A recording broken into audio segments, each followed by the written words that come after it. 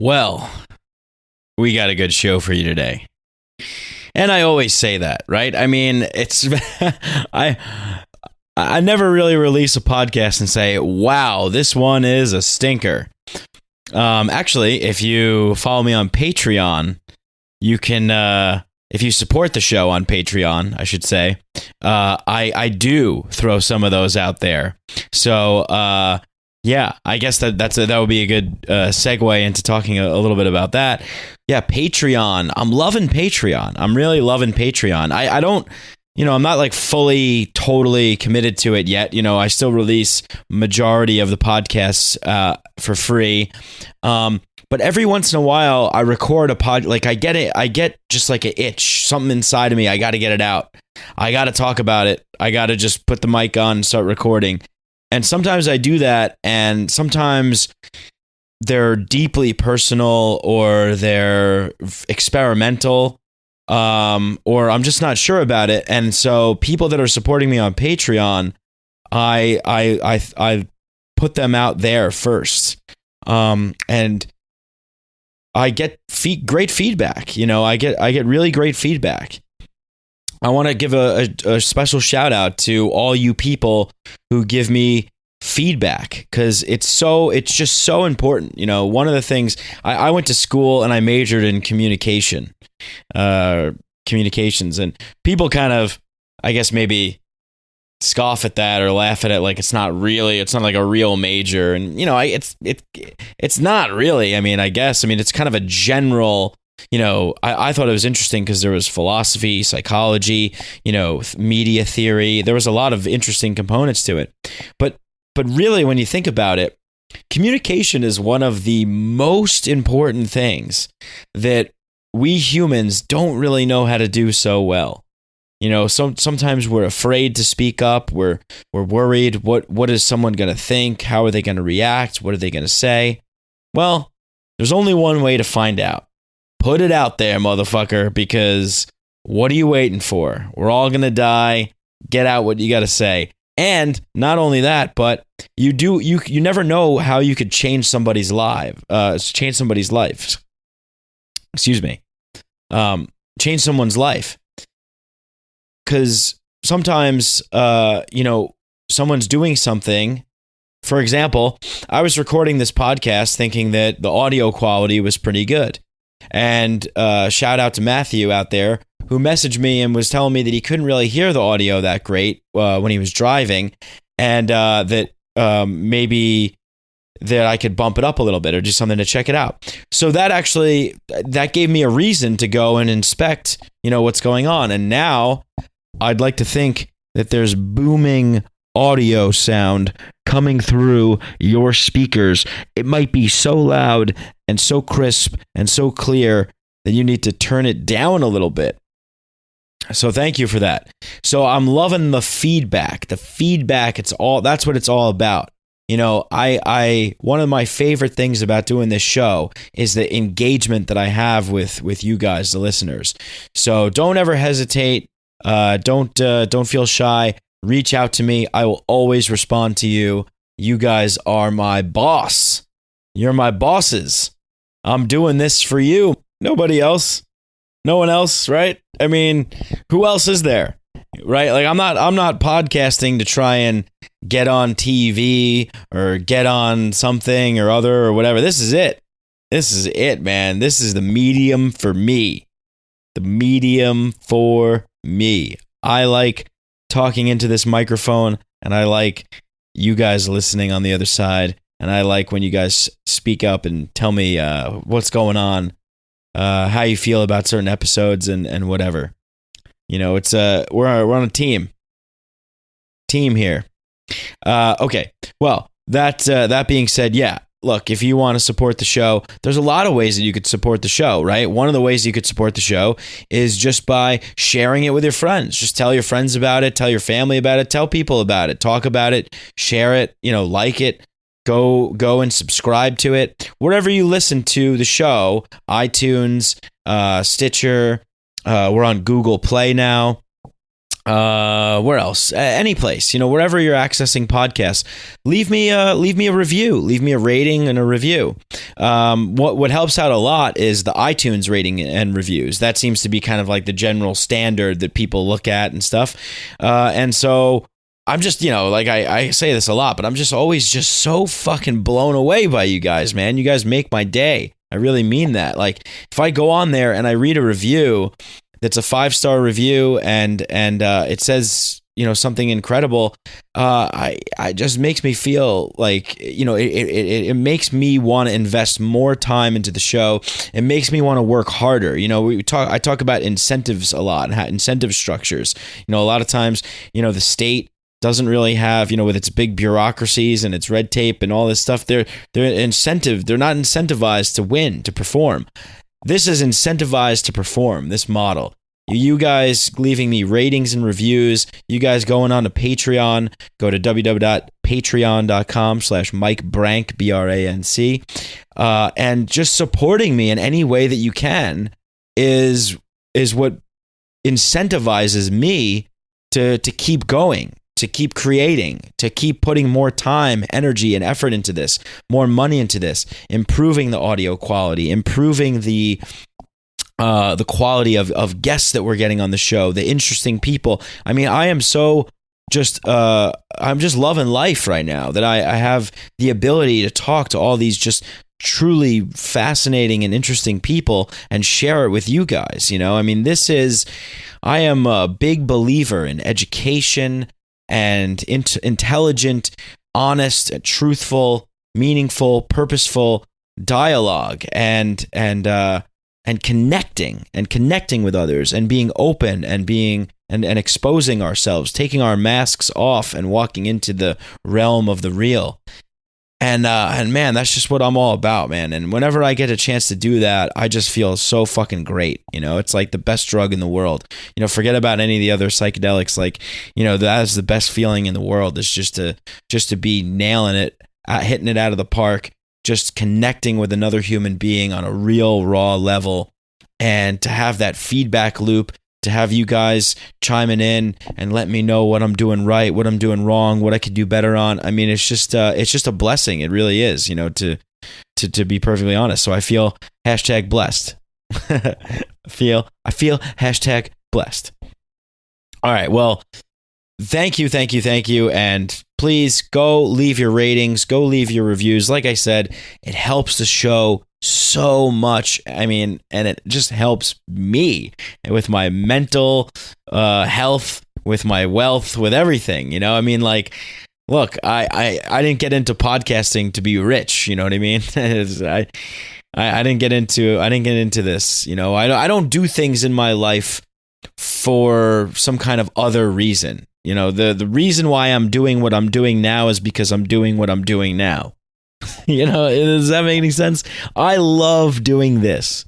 I love it. I love you guys, and I love doing this. And if I could keep doing this, that is just what I want to do. That's it. Obviously, if people could just like feed me, that would be pretty cool. If you could just feed me, give me some shelter, I'd be all right. I would have a great life. I'm smiling, I'm happy, and that's really all I need. I just want to continue this infinite game.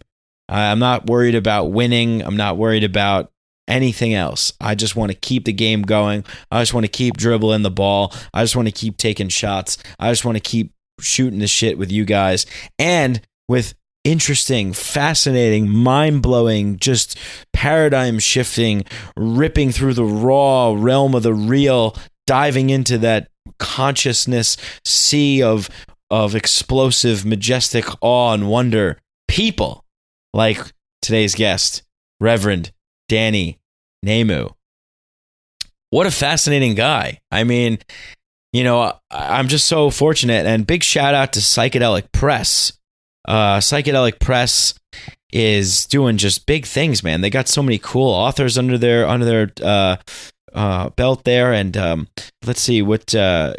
You go support them. We're on this podcast today. I'm talking with Danny. We were chatting about some of the books that he's written, and I think it's like I get on here and I turn on a microphone and I just let my thoughts kind of spew out here.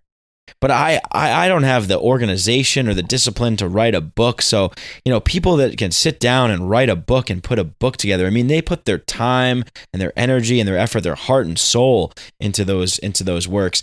And go check out Danny's books, because this conversation is going to be great. But if you want to dive in deeper and dive into some of the just mind-blowing, fascinating, mystical stuff that he goes into, is the depth and breadth of knowledge on this guy is tremendous. Absolutely tremendous, folks. Okay, I've never met a smarter man. A little Trump, gotta throw a little Trump in there every once in a while, right? Get that guy going.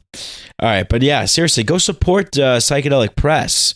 Go to their website and go and take a look at the books they have there, and go to Danny's website, Nemu's End. It's nemusend.co.uk, and support those guys, because when you go directly to them and you support them, it helps them out, just like you're coming directly to me and supporting me, whether it be on Patreon or leaving ratings and reviews. It directly helps me. There's no other third party, Amazon affiliate or any of that junk. No one's taking any percentages. There's no man in charge here. It's just us creating shit and putting it out for you people out there living your lives in your television tuned in channel frequency version of reality. I don't even know what I'm saying anymore. I'm in like an ecstatic state right now for some reason.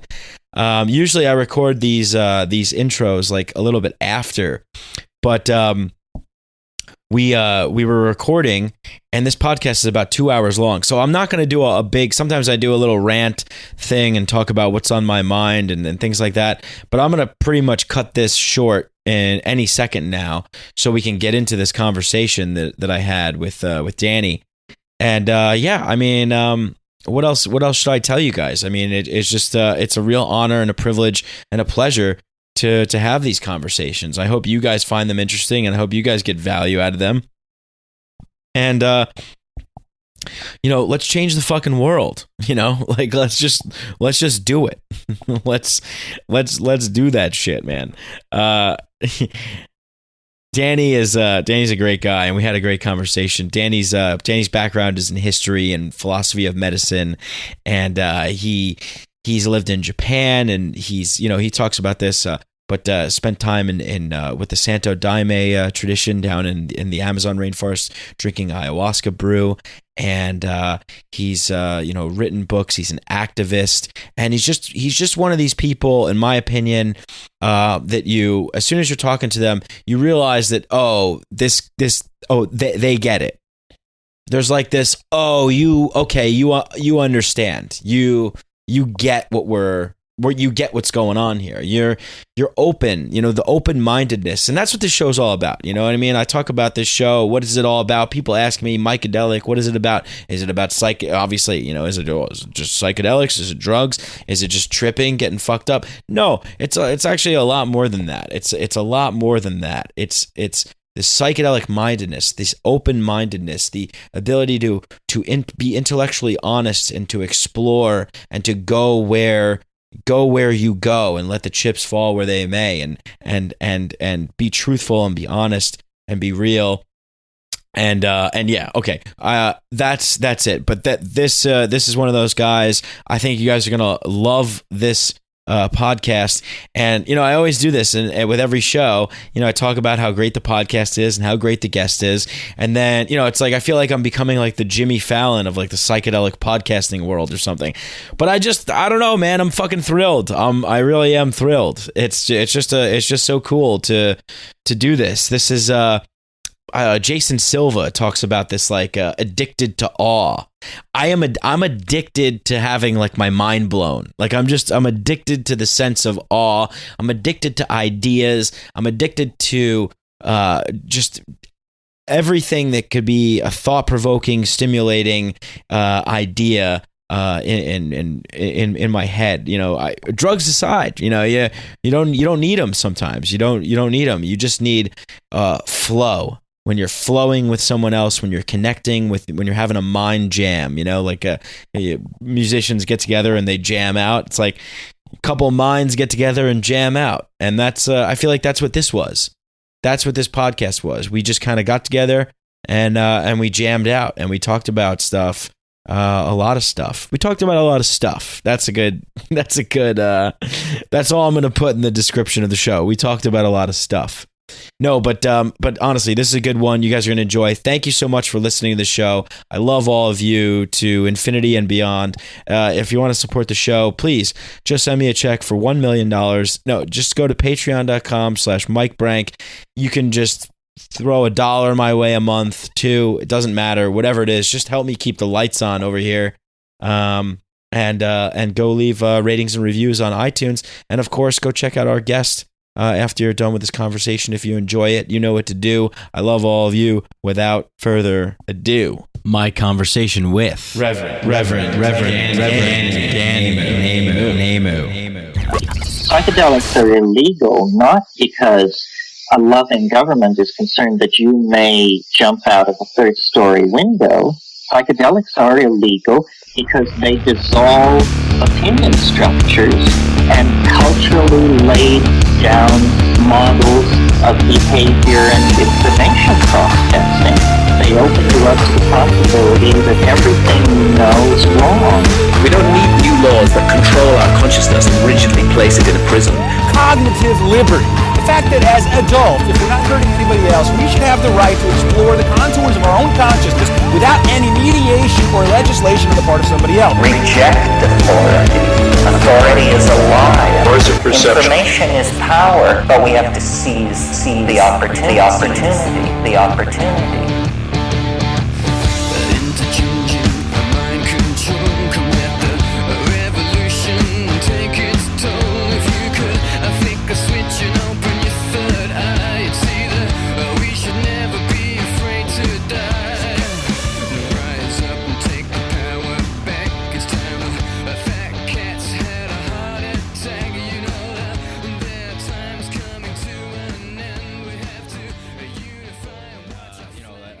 Sometimes you wouldn't necessarily be exposed to. So thank you for being on the show today. I appreciate it very much. No problem. I have my moments. Yeah, well, I got to say, from what I've read so far of your latest book, Neuro-Apocalypse, it was very, very like poetic and moving and just profound and deeply interesting. So I can't wait to dive in deeper. But I guess picking your brain here. So yeah, you got this book out, Neuro-Apocalypse, and what is that all? But what is the Neuro-Apocalypse? What's going on with that? Oh man, okay. So apocalypse means unveiling, or the removal of a veil. Kalyptin is a veil in Greek. And so a lot of people think of the apocalypse in terms of the imagery of the first of the famous book called The Apocalypse of St. John, which begins with the word the apocalypse. And so that's why it's called apocalypse. But apocalypse means unveiling. It means when something which has been hidden is revealed. So a cognate word is discovery, for example, or revealing itself, or revelation, for example. Velum also means a veil. So a revelation or revealing or a discovery is an apocalypse. And actually my second book, the first one, was about moments of in the history of science, mainly, where things have been discovered either in dreams or on psychedelics, or in that moment just between being asleep and awake, or in flashes of inspiration, or during a kind of malarial delirium, like a guy called Wallace, who discovered descent with natural selection when he had malaria, and he was too ill to write for 3 days. But then when he came out of it, he wrote this all down, sent it off to Mr. Darwin, and Mr. Darwin completely freaked out because he'd been working on it for 20 years and hadn't published yet, so he published the next year. So that was what the first book was about, and also how the machinations of science, how they deal with new discoveries and the politics all around that. but that was called Science Revealed. And then my second one goes into the neurobiology, I guess, of the act of revelation. That's part of it. So I'm looking at various psychological, neurological, linguistic things which make us miss certain things or see certain things. So I'll give you an example. It starts with comparison of the Japanese and English language. I lived in Japan for 6 years, and they're pretty interesting. The one is built the other way. They're built in opposite directions. So, for example, if you want a pizza in English, you'd say I. You begin with I, so you know who we're talking about. In Japanese, you probably wouldn't say I at all, but you would start with the word pizza, pizza, and then you start you put a bit of grammar in it, and then the eating or the word eat, the root of the word eat comes at the end, pizza or tabe. But you still don't know what you want to do with the pizza. So there's a pizza. The subject of eating has come up, but you don't know if you want to eat it or you don't want to eat it, or let's eat it, or I had one last week, or all those kind of things. They all come right at the end of the sentence. So basically, it's the noun comes first rather than the agent, as in the I or you or the he comes first. And that is if you look in the psychology of perception between those two different countries, between how Japanese people see and code stuff, then it's quite different to how the studies are with Americans. So, for example, if you show an animation of fish in a fish tank to a Japanese, the first thing he or she will probably say is it looks like an aquarium, whereas the American will normally say there was a big fish. And then the Japanese will go on to describe kind of background features more than an American, whereas the American will normally say the big fish was doing this or that. But then what's really interesting is if you then show fish from that animation to a Japanese afterwards, and you put it on a different coloured background to where it was, the Japanese person will spend longer answering the question of whether it was in the animation or not, and they'll make more mistakes. Whereas for an American, it doesn't make any difference at all. So it seems that what's happening is the way that that picture is coded in an American's mind and a Japanese mind is different, because it looks like the Japanese codes it with the background, and then you can kind of look through the culture of Japan at how the individual and the context is integrated, really. So, for example, if you look at a Japanese Zen garden, you normally have a big rock and then loads of rocks around it, contextualizing it. And in Japanese art, you don't have still life like we might have in European art, for example. Everything has to have a context in order to make sense, and that goes right through into the sociology. So there's this very famous I guess fact about how Japanese are very tied to their workplaces, and when they go out with their work friends, and they don't take along their spouses and that kind of thing, and they've got they don't take their holidays and all that kind of thing. So this relationship between the individual and the context is really important in Japanese culture, and it also goes into their psychology of perception.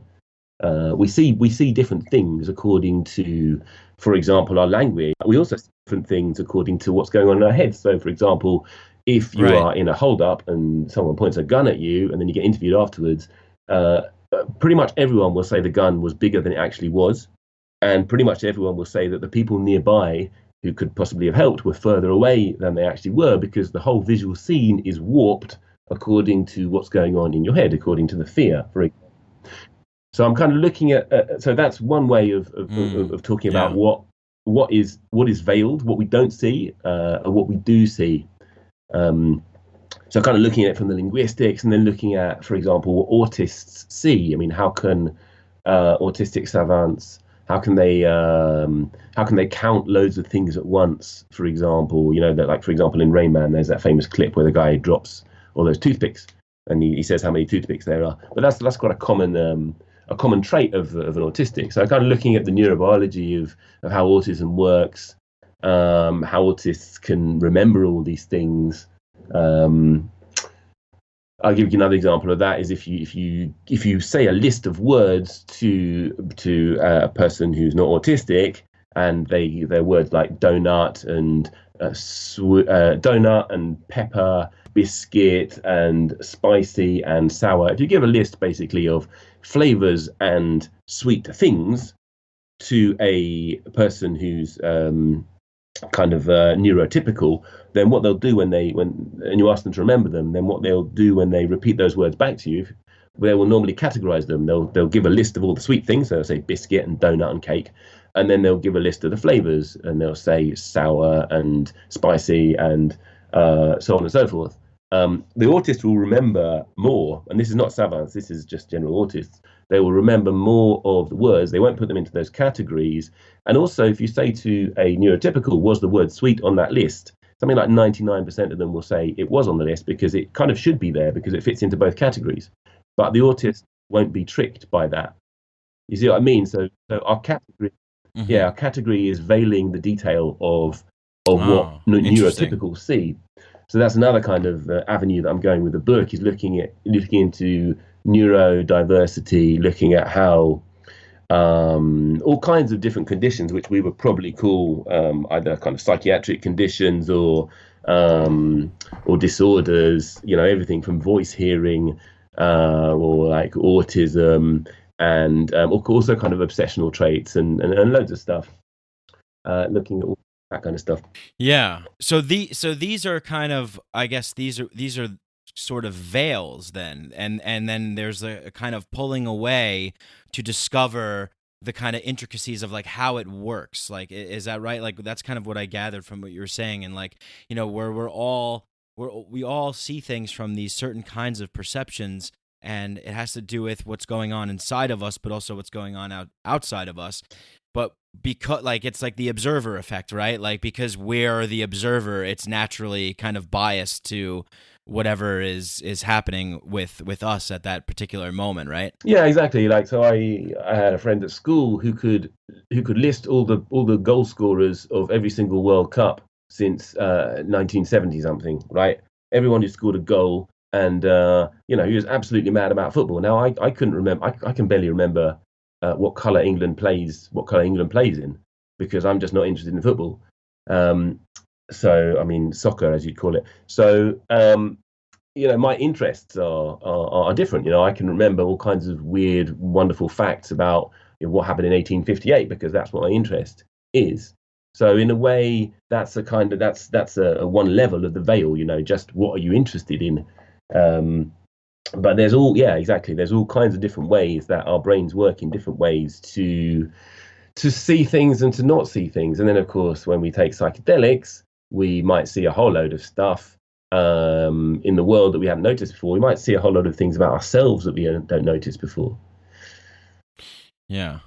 I mean, I agree with that a lot. I like to think of psychedelics as these kinds of tools that can be used in order to kind of enhance your vision, so to speak, or like a microscope or like a telescope. I'm not the first person to say that, but that's the kind of metaphor that I like applying to that, because it just does feel like there is just this extra sensory perception, this synesthetic experience happening that's almost, it's so hard to describe, it's so hard to explain, but yeah, these are the kinds of things that you're interested in and you're diving into. How did you get interested in this stuff?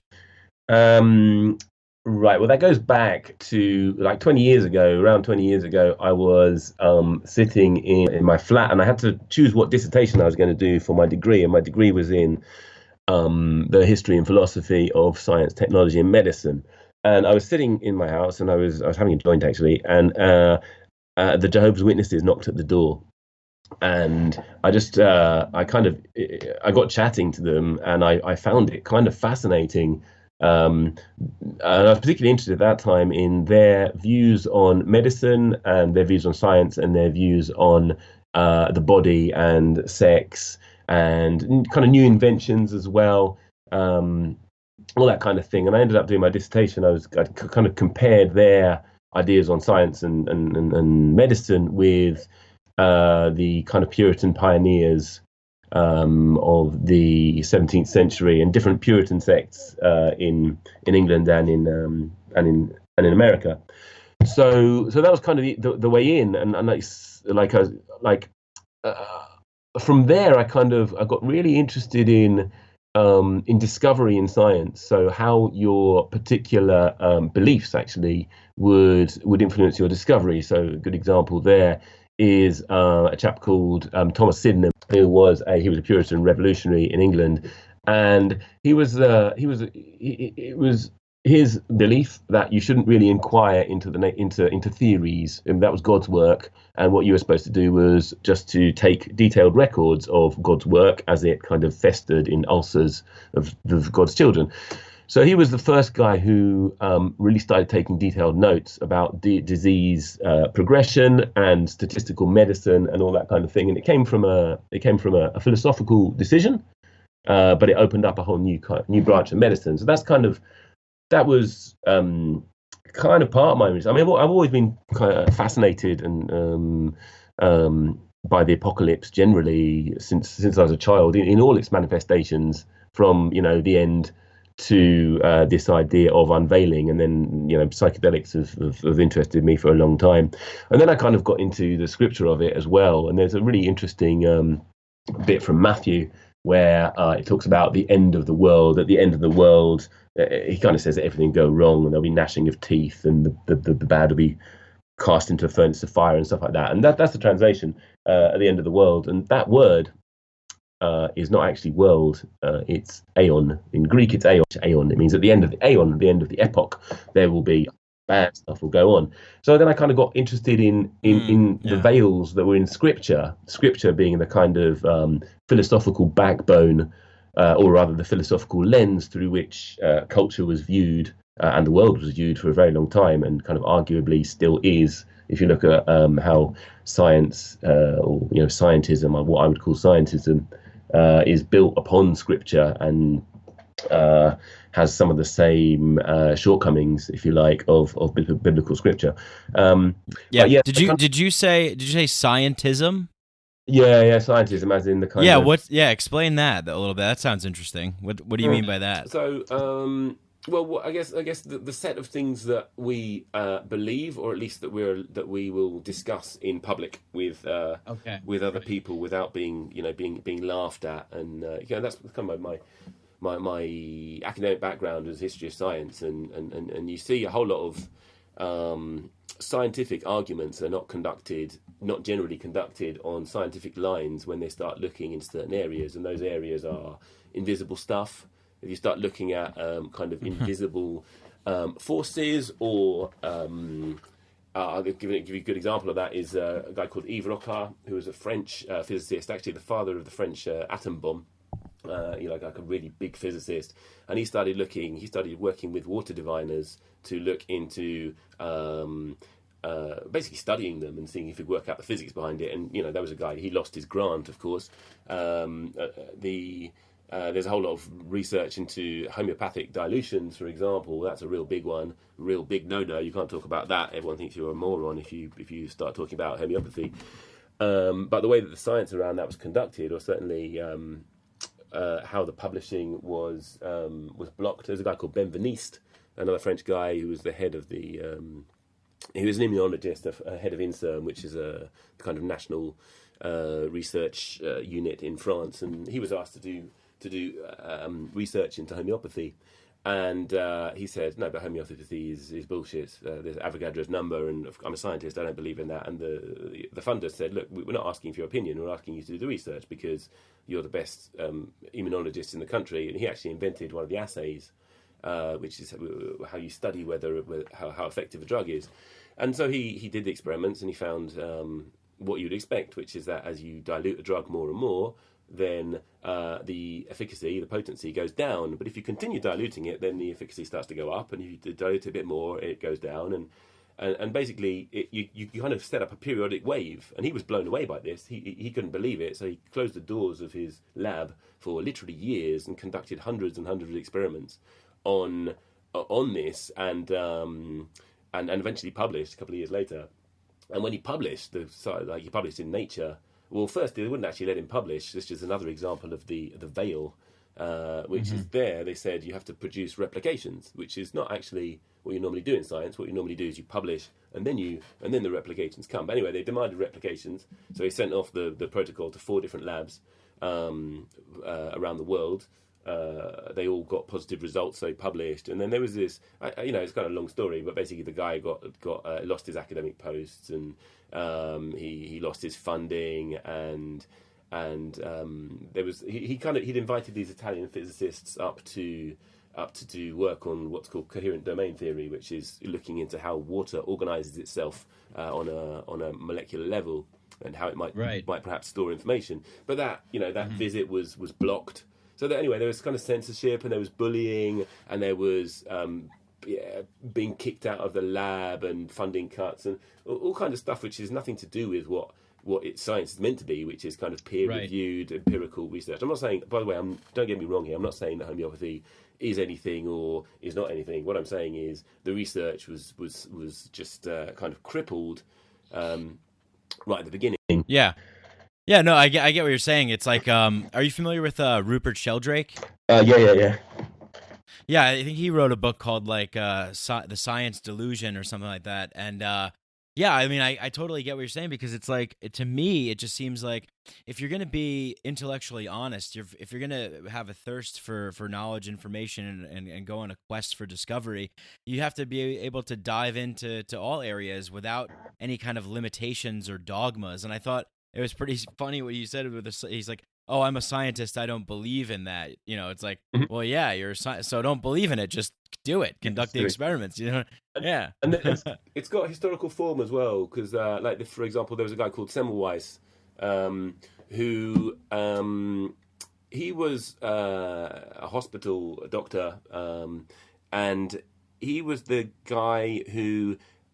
He came up with a theory, basically, to explain why so many women were dying in childbirth. And he kind of, looked at a whole load of data.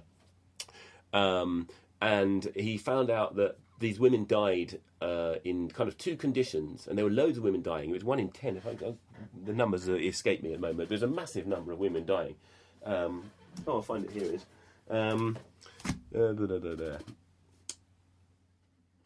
No, it doesn't matter anyway. But so there were loads and loads of women dying, and they were dying when the doctor who was delivering the baby had come from either an autopsy of someone who had died of this disease, it's puerperal fever, and or from delivering a baby from another woman who would also die. And Semmelweis theorized that it was the doctor himself who was the vector of this disease, and he was laughed at, lost his academic post. Actually, eventually ended up getting kicked to death in a mental asylum, or beaten to death in a mental asylum, because he went mad because he had clicked before germ theory had been discovered, before Pasteur and germ theory and all that kind of stuff. He'd clicked that there was this there was a thing, and he tried to introduce measures like getting doctors to wash their hands. And they said that's absolutely ridiculous. Then they likened it to kind of magic. It's action at a distance. How the hell can a doctor carry a disease from one woman to another woman? Because they thought that disease at the time was a matter of imbalances in the humours of the body, or miasmas, or something else. They didn't have the germ, and the germ was the other side of the veil. It was too small to be seen. And they hadn't postulated it yet, and he went mad because all of these women were dying and all these children were being orphaned, and so you see this all the way through the history of science. People just refusing to believe. Data. It seems so silly to us now. Like we look back at it and we go, "What are you primitive savages? You couldn't have figured out that a guy hacking another guy's leg off in an operating room and then going to reach his hands into a woman's vagina could actually cause some kind of harm." It seems so silly, like laughable. Like, come on. But there's the veil right there. It's like this collective kind of thing. We have to go through this trial and error, figure things out, and then we look at it with clarity. But yeah, I mean, things like that have happened throughout all history, right? Like with when people proposed that maybe the Earth was round or that we weren't the center, but then we have the people that call us heretics, or they're like, we can't have this kind of talk because this threatens the church, right? Well, yeah, I mean, certainly the heliocentric model. I mean, that's you mentioned the telescope earlier. That's a very good example of an apocalyptic Yeah. technology which brings things beyond our normal range of sensation, vision, into focus. And what did Galileo see? He looked up in the sky and he said, "Oh, look, Jupiter's got moons." And the scientists around him said, "We're not looking through your crazy machine." Crazy diabolical machine. You know, yeah, a lot of What people, is that? That must be the devil's machine. Yeah. indeed. So it was very similar to the rhetoric or slightly different to the rhetoric that you find around psychedelics at the moment. Right. And that's another one that seems to be breaking down at the kind of ridiculous ideas about psychedelics, that they're dangerous and they produce madness and all that kind of thing. And sadly, as they're breaking down, they seem to be. Well, then you've got capitalism coming along, and then you've got a whole other layer of law and profit and yeah. So there's veils and veils and veils and veils behind veils, and I'm kind of interested in how we tear them down, really, or how they get teared down.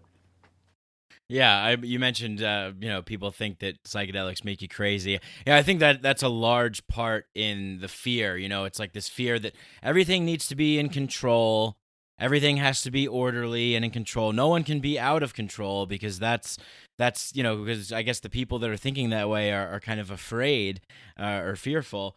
But I love this. I love this quote from I think it was Timothy Leary that said it. But he said, "LSD is a psychedelic drug which occasionally causes psychotic behavior in people who have not taken it." Yeah, absolutely. That is very much the case, and we've got a political circus going on in England at the moment because we've got an election again, and the slogan which the incumbent Prime Minister has is strong and stable, and yeah, I mean that's that thing about control, and sadly, or perhaps happily, there is no fat controller.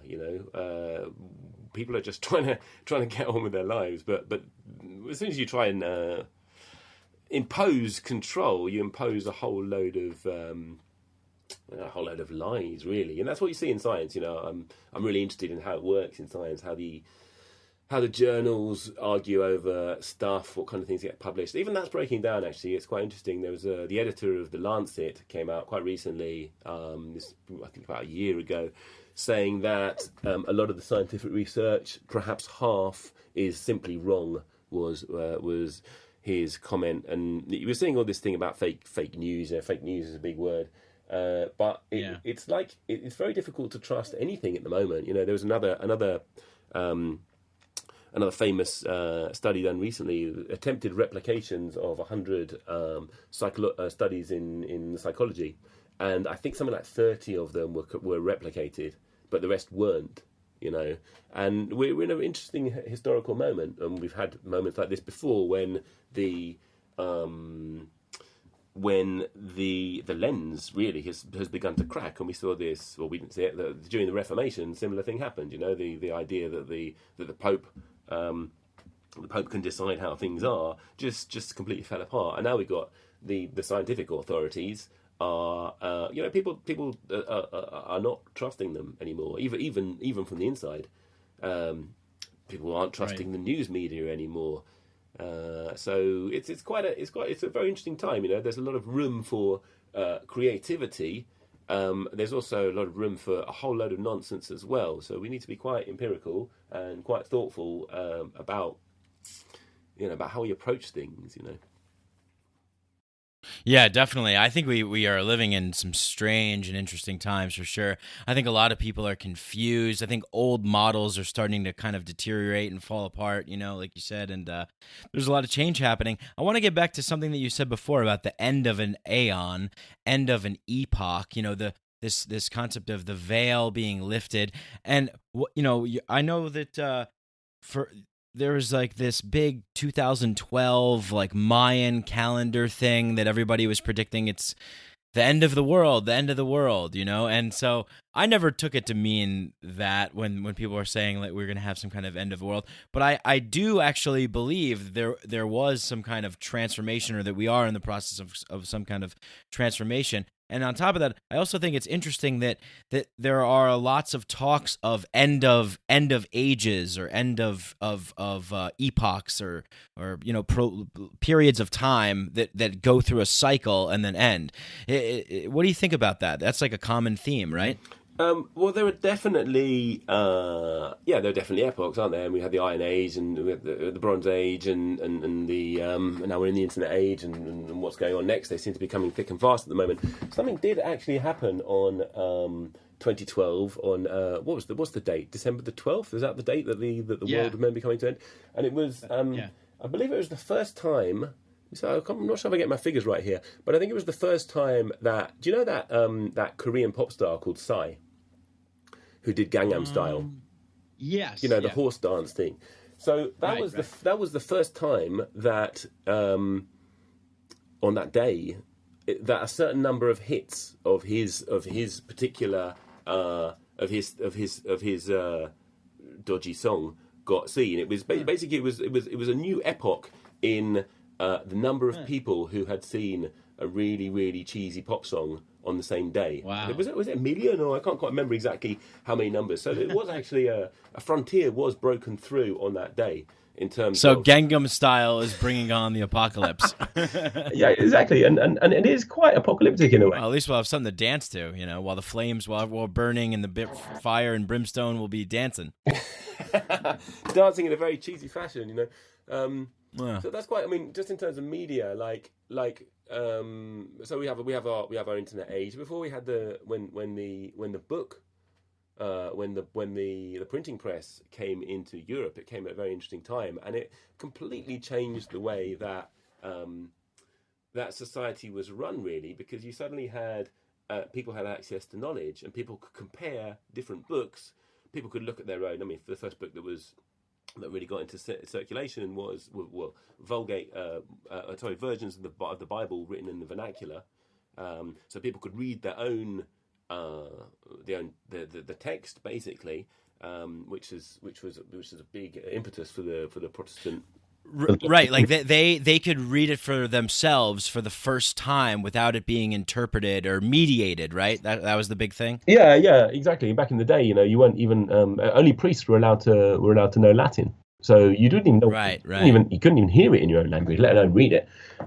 Oh man, this is something. Go on. But I'm very interested in this. What we're getting on right now. Yeah. Yeah. So then you had books. All kinds of books started coming out, and you got histories, for example, and you had Protestant historians were looking through different accounts from different places that had been obviously printed and distributed, and they were looking initially for signs of the end of the world.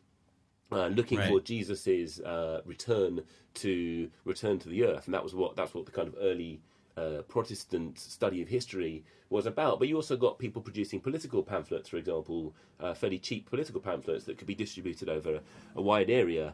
So you had a massive shift in power politics. In England, for example, you got these northern industrial towns with their own libraries, which could compete with the old university system. And you've got a whole bunch of new knowledge kind of bubbling up in all different places. And then you go back a few more clicks, back to say Jerusalem at the beginning of the current era, around the time of Christ. I'm not saying he existed or anything like that, but around that time, and you had a new technology then, which were these codices, which was basically a new way of binding books. And these books kind of went out all through the Roman Empire, and brought this idea that law in a book, and stories in a book could be, these stories spread out in a massive way. You look at the early history of Christianity, and then also the backlash. Backlash is fascinating because some of the stuff that the Gnostics were looking into was who has the authority to say what is what. That was one of the big controversial things that the Gnostics brought about. Invisible powers and unauthorized cures. And then, you come right back up to the present, and we've got the same issues arising. Who has the authority to say what's what? Back in the day, the anti-Gnostics were saying if you don't have a bishop, then you're not a church. And the Gnostic says, well, if you've got the Holy Spirit, then you're a church. And now you have the editors of journals who basically decide what is valid in terms of what is truth today. You also had this thing about unauthorized cures. Irenaeus, who wrote Against Heresies, which was a big anti-Gnostic tract back in the day. He says, if you're not a doctor, you can't be doing cures, and you get exactly the same thing with unauthorized cures today. And also, again, these ideas of invisible powers. I was just talking about homeopathy a moment ago, which is a big no-no. You really can't talk about invisible powers. And back in the day, there was the Holy Spirit that moved and was completely uncontrollable by the authorities. That was one of the big things in the Gnostic time, was that these Gnostic groups took their instructions directly from like voices, basically voices and visions that they had, or dreams that they had. Again, coming back to Neuro-Apocalypse, that's another thing that my book looks at, is interaction with the voices in our heads, and how many people hear voices, and how those interactions progress, how people become friendly with their voices, how those voices can end up being quite interesting and quite informative. Yeah, and it's interesting that there's certain. I know you've spent time down in Brazil, right? With the Santo Daime tradition. Yeah, that's right. And yeah, I've spent some time in Peru, and it's just interesting. The people there, they accept these kinds of things. Where I was, it's like hearing voices or seeing things, or animals with spirits, plants with spirits. Obviously, it's just these are accepted parts of the culture. Everybody conspires to agree that this is generally considered to be normal, and that there's nothing wrong, and there's nothing crazy, and there's no need to control anybody or anything like that, tell them that they're nuts. Yeah, I mean, it's kind of the case that in pretty much, as far as I'm aware anyway, most indigenous societies have a place for people who hear voices, Mm-hmm. And so, some estimates say 1 in 10 people hear voices. I've only had the pleasure once. I was lying in bed and I heard my name being shouted, Daniel. Well, my name's normally Danny, but if my mum's cross with me, she might say Daniel. But I heard my name being shouted, and I kind of looked round. I was quite surprised at all this. Curiously, if you look into the Bible, when the God names appear, they appear by saying the name of the prophet. They might say Moses, Moses, and he'll say, here am I. Or they might say Abraham, Abraham, and he says, here am I. And this is, if you look at accounts of the kind of psychiatric accounts, this is one of the most common words to hear, is the listener's own voice. Unfortunately, when I heard this voice, I said, "What the fuck is that?" Rather than kind of politely addressing whatever voice it was, and that was the end of our conversation. But Moses and Abraham were more polite, and they got more out of the voices that they heard. Oh, you mean you didn't get any tablets or anything? No tablets, sadly. Damn. Yeah.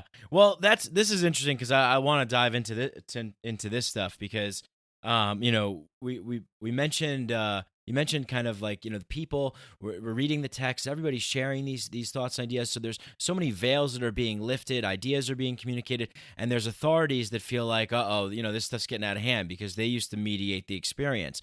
But for some reason now, people who seem to be devoted to religions, it seems like it's okay for the people of the past to hear voices and to see visions and stuff like that. And so this is your area of expertise. What was going on back then, and why was it considered to be, I guess, normal or acceptable in the Bible stories? Well, it's normal and acceptable anyway. I mean, basically, people have been hearing voices with a great deal of frequency for forever.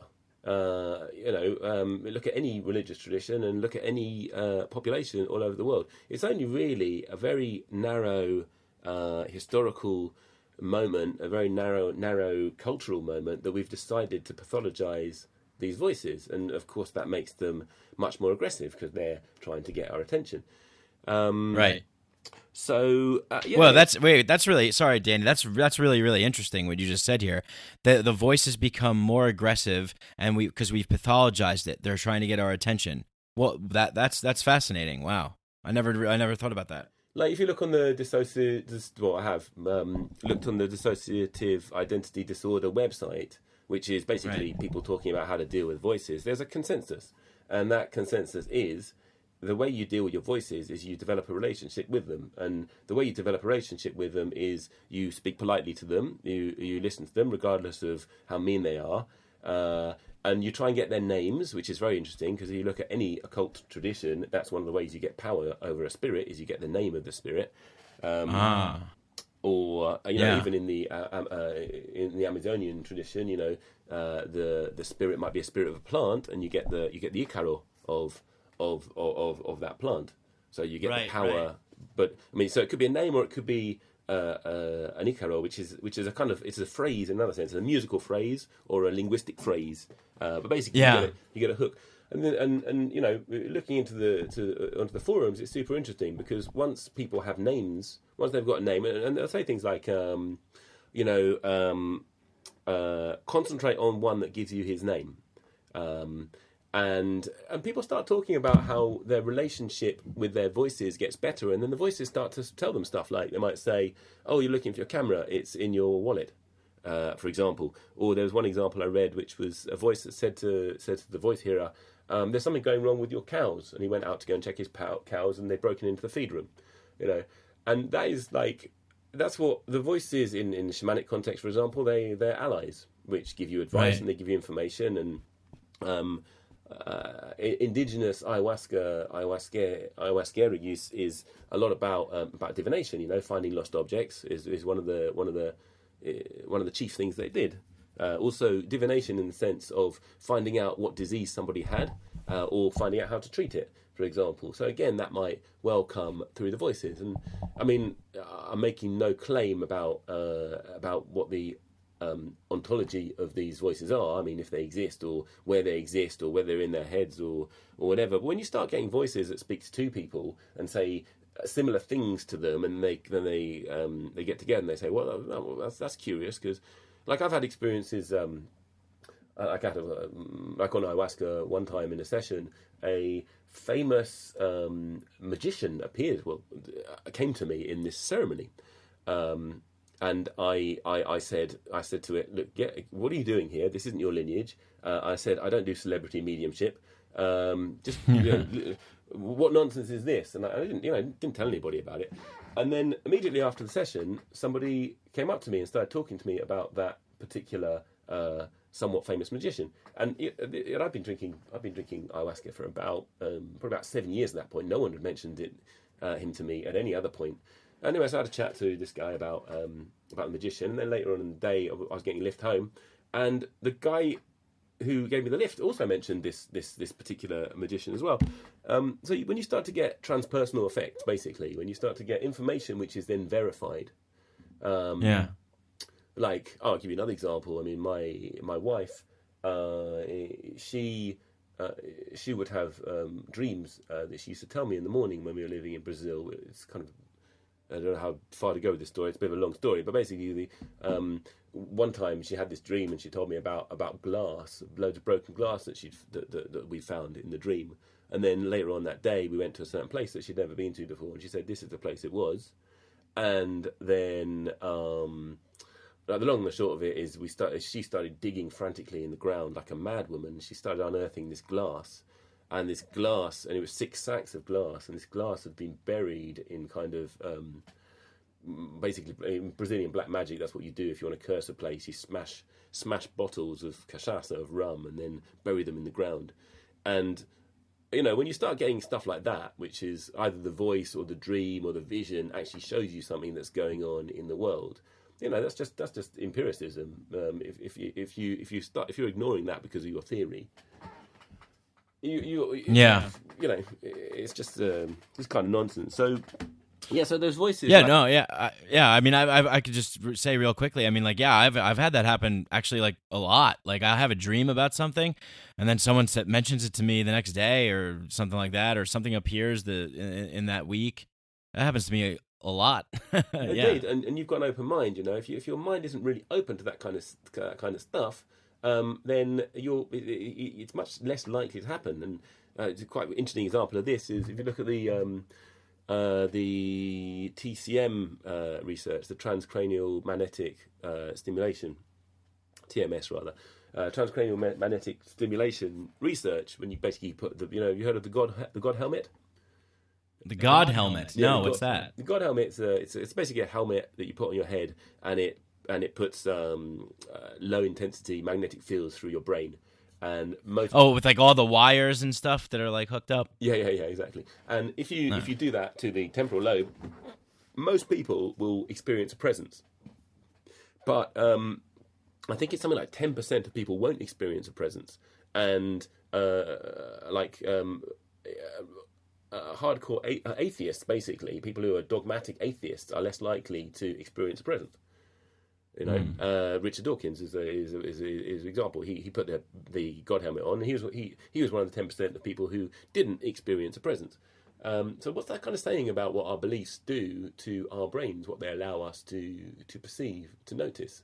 Kind of a bit like the same way I'm not interested in football, so I can't remember stuff about football. And there's Richard Dawkins is not interested in experiencing a presence, and he doesn't feel a presence. But kind of one thing. He seems like he's like vehemently opposed to it. Like I wonder what would happen if he drank ayahuasca. Oh yeah, I mean maybe nothing. I mean who knows? Right. But there was another thing I did want to come back to, which was so these voices. They often say things. I take the example of the Gospel of Mary Magdalene, which was a text from, I think, a 2nd century text. Mary Magdalene, or rather, Jesus Christ appears to his favourite disciple, who is Mary Magdalene, in a vision, and he says to her, "Do not make any laws like the lawmaker." And that's what he says. And that is really not conducive to the aims of empire. If you've got voices knocking around, telling people that they shouldn't make any laws, according to the Roman Empire, they wanted to be making the laws, and they wanted bishops to be dispersing those laws through the empire. So Saint Paul comes along, and he says basically, if any of you thinks he's spiritual and has a vision, then know that these are the teachings of Jesus Christ. And you get the dogmas, for example. You get the creed, which says, one famous thing it says is, I believe in the resurrection in flesh. I believe in communion of saints. I believe in this, that, and the other. But the resurrection in flesh, and the question arises, why do you have to promise that you believe in the resurrection of flesh? And if you don't, then you'll go to hell forever, basically, is the gist of it. And the reason is because the resurrection in spirit, which is basically Jesus Christ coming to you in dreams or in flashes of inspiration or in voices or in visions, is something that the Roman authorities at the time really didn't want people to be doing. Because if you're taking your authority from voices in your head, then you're very difficult to control. Yeah. Amen. Yeah. Amen to that. Yeah. I'm not like, I guess I grew up in a traditional kind of Roman Catholic, as it's called, household. And I think my parents to this day they still, they do this weird thing where, to me, I've read a little bit about the teachings of Jesus and whatnot, and it seems like to me the true message that he was trying to preach was, you have all the power, do unto others as you would have done unto you, that kind of thing, and he was like an anarchist, in my opinion. I see Jesus as like an anarchist, and it's this kind of Catholic tradition where it's like everything has to be kind of segmented, and there's rules and there's a hierarchy, and it's like you have to go to these gold temples that they build with they have all this money, and you're supposed to bow your head and worship, and it just doesn't seem right to me. It doesn't seem really true. So there is this kind of control. It really, when you get down to it, I mean, would you agree with that it all comes down to fear and control? And it's a very deliberate effort. The text. I mean, the Gospels say very, very different things to what Paul says. For example, I mean, it's exactly opposite in many areas. Paul says, it's by faith that you'll be saved. Jesus never said anything about that.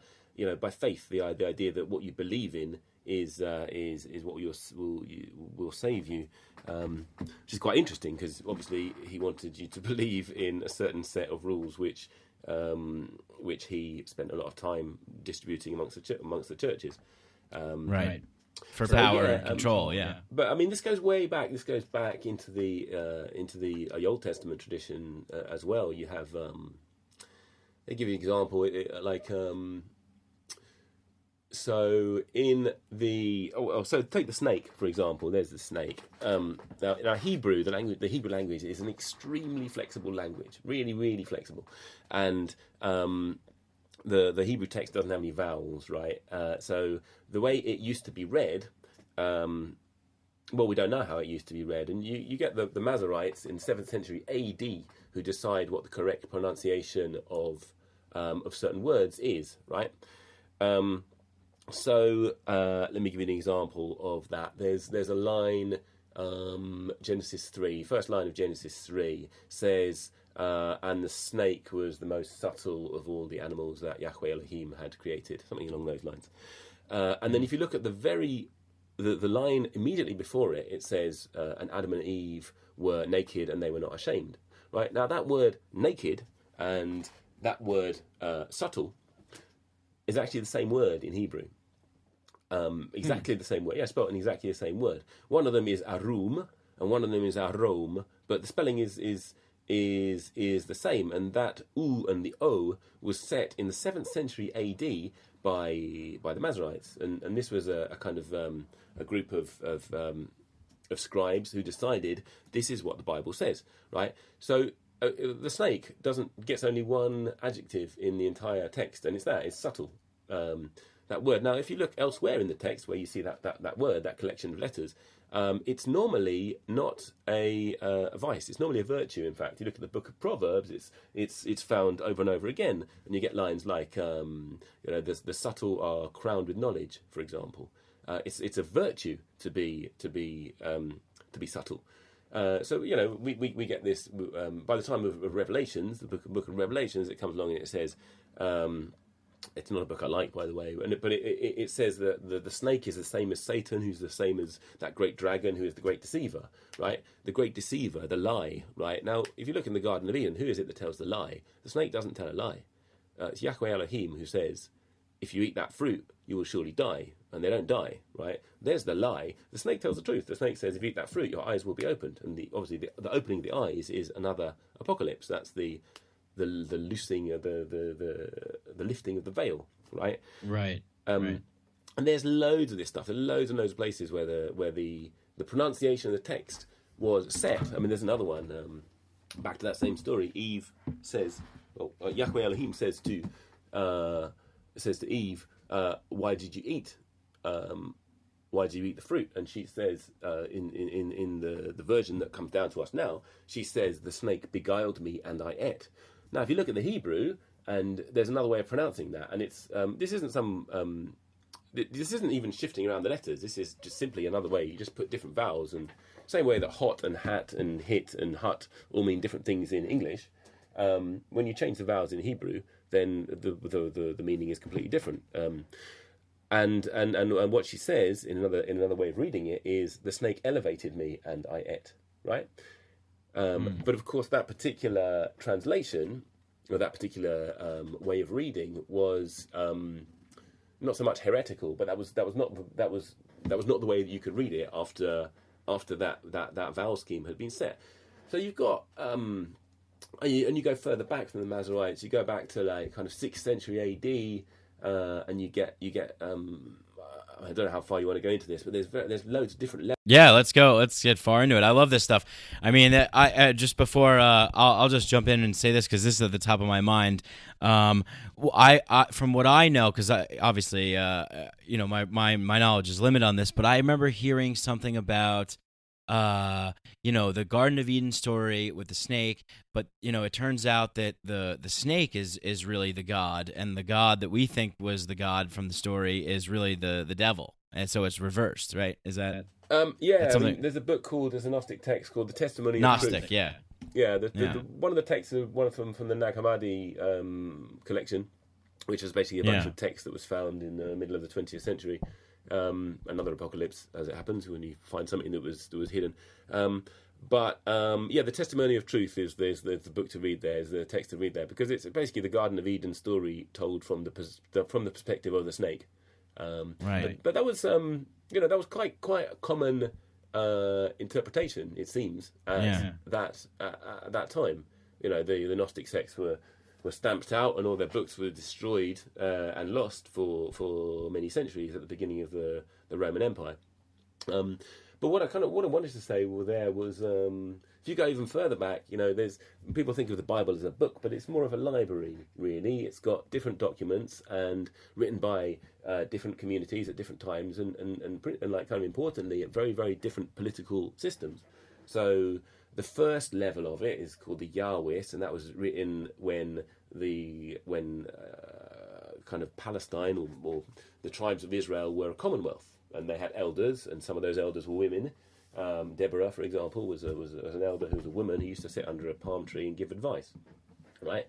Then you get then there was a monarchy. Basically, Saul arose, and David, and then his son David, and then there was Solomon, and so the monarchy happened.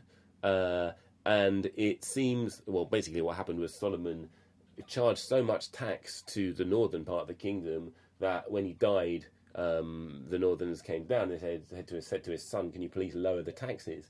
And he went to his advisors, said, "What should I say?" And one of them said, "You should say this: my little finger is thicker than my father's loins. When he chastised you with whips, I'll chastise you with scorpions." And he increased the tax burden. There was a tax revolt which broke into a civil war that split the tribes for 200 years. But then the northern tribes wrote their own book, which was called the Elohist. And then those two books were combined into another text, and so this is kind of 8th century BC, and then a whole load of other stuff happened. So you had two kingdoms, and then one of the kingdoms, the northern kingdom, gets overrun by the Assyrians, and these two communities come back together because all the refugees flow into Jerusalem. Jerusalem had become a kind of a fat capital by this point. The political system had changed completely, and the priests had got a whole load of power, a whole load of money. Next to the king there, and then they wrote their own text, which was the priestly document, and that's the one that has all the kind of what do you do with a leper, and what do you do with what do you do with someone accused of adultery. You get a whole load of law in that one, and then some few hundred years later, one of the kings comes along, and he decides he's going to smash all the shrines in the countryside, the shrines which Solomon built.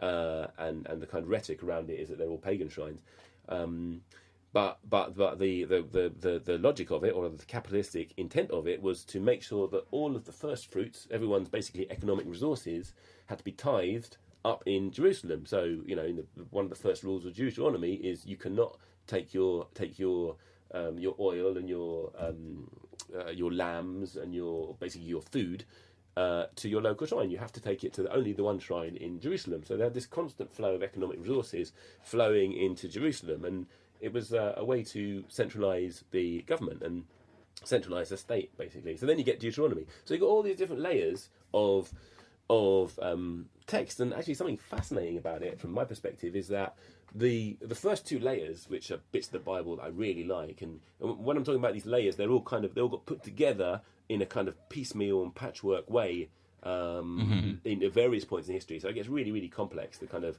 it's not like one guy sat down and wrote this. It's all right. No, absolutely not. Which is why you get stories where Noah is the flood 150 days, or is it 40? Is it 40 days? Or you suddenly get like stories kind of change from the baddies will be one tribe and then it'll be another one, or because there's all these different bits of text have been put together. And one of the really interesting things is the early text is not monotheistic. It's what's called monolatry, which is basically polytheistic, but it's where you believe that your God is the best. So you get lines. I was just looking at this today, actually. You get lines like, now I know that Yahweh is stronger than all the gods of Egypt, for example. Now, that's not monotheism. That is that's paganism, where your God is the toughest God. So even the monotheism comes hundreds and hundreds of years into this story, and it kind of sits on top of it, and it kind of comes when basically during the Babylonian exile. So it's another political incarnation of the Israelites, but this time they're exiles, and they start getting influences from Zoroastrianism, and Zoroastrianism has a kind of, not quite monotheistic, but it has a very, very large god, and it also has the devil, or a devil, who is called the lie and the deceiver, which is obviously in Revelations, that's the name that gets applied to the snake in the Garden of Eden. So basically what I'm saying is you get veil upon veil upon veil, and then so you get all these texts knitted together to make a politically controlling document that tells you what you can do with your goods, and then you get kind of translation issues all the way through the Middle Ages as well. I'll give you one example which you'll like. There's this line: "The meek shall inherit the earth." Right? Comes from Exodus. Comes from New Testament. I've heard that. Yeah. So the meek shall inherit the earth. Right? Look at that word meek. It's anav in Hebrew, and it Moses, for example, is described as the meekest of all men on the face of the earth. Right? It doesn't mean what you might imagine meek means. Moses stood up to Pharaoh and wiped out enemy tribes to the last man, woman, and child. Nothing meek about him. It doesn't mean meek. It means somebody who is kind of subservient to the will of God, but not subservient to the will of man. Right? The meek shall inherit the earth. The word for inherit there is normally seize. If you look at where it's the word is yarash. It's normally elsewhere in the Bible it's translated as seize. Right? Meek is normally translated as poor. Inherit is normally translated as seas, and earth is actually it's eretz, it's land. It normally means land. So you could translate that, and that's how it's translated in most modern Bibles. The meek shall inherit the earth. But if you were to look at those words, how they're normally translated generally in the text, it is the poor shall seize the land, which is a really good idea. Yeah, so basically what they're saying is the 99% will rise up and take over the earth. Yeah, exactly that. I mean, I was part of Occupy. Something like let's overthrow the elites and make sure that they're out of power.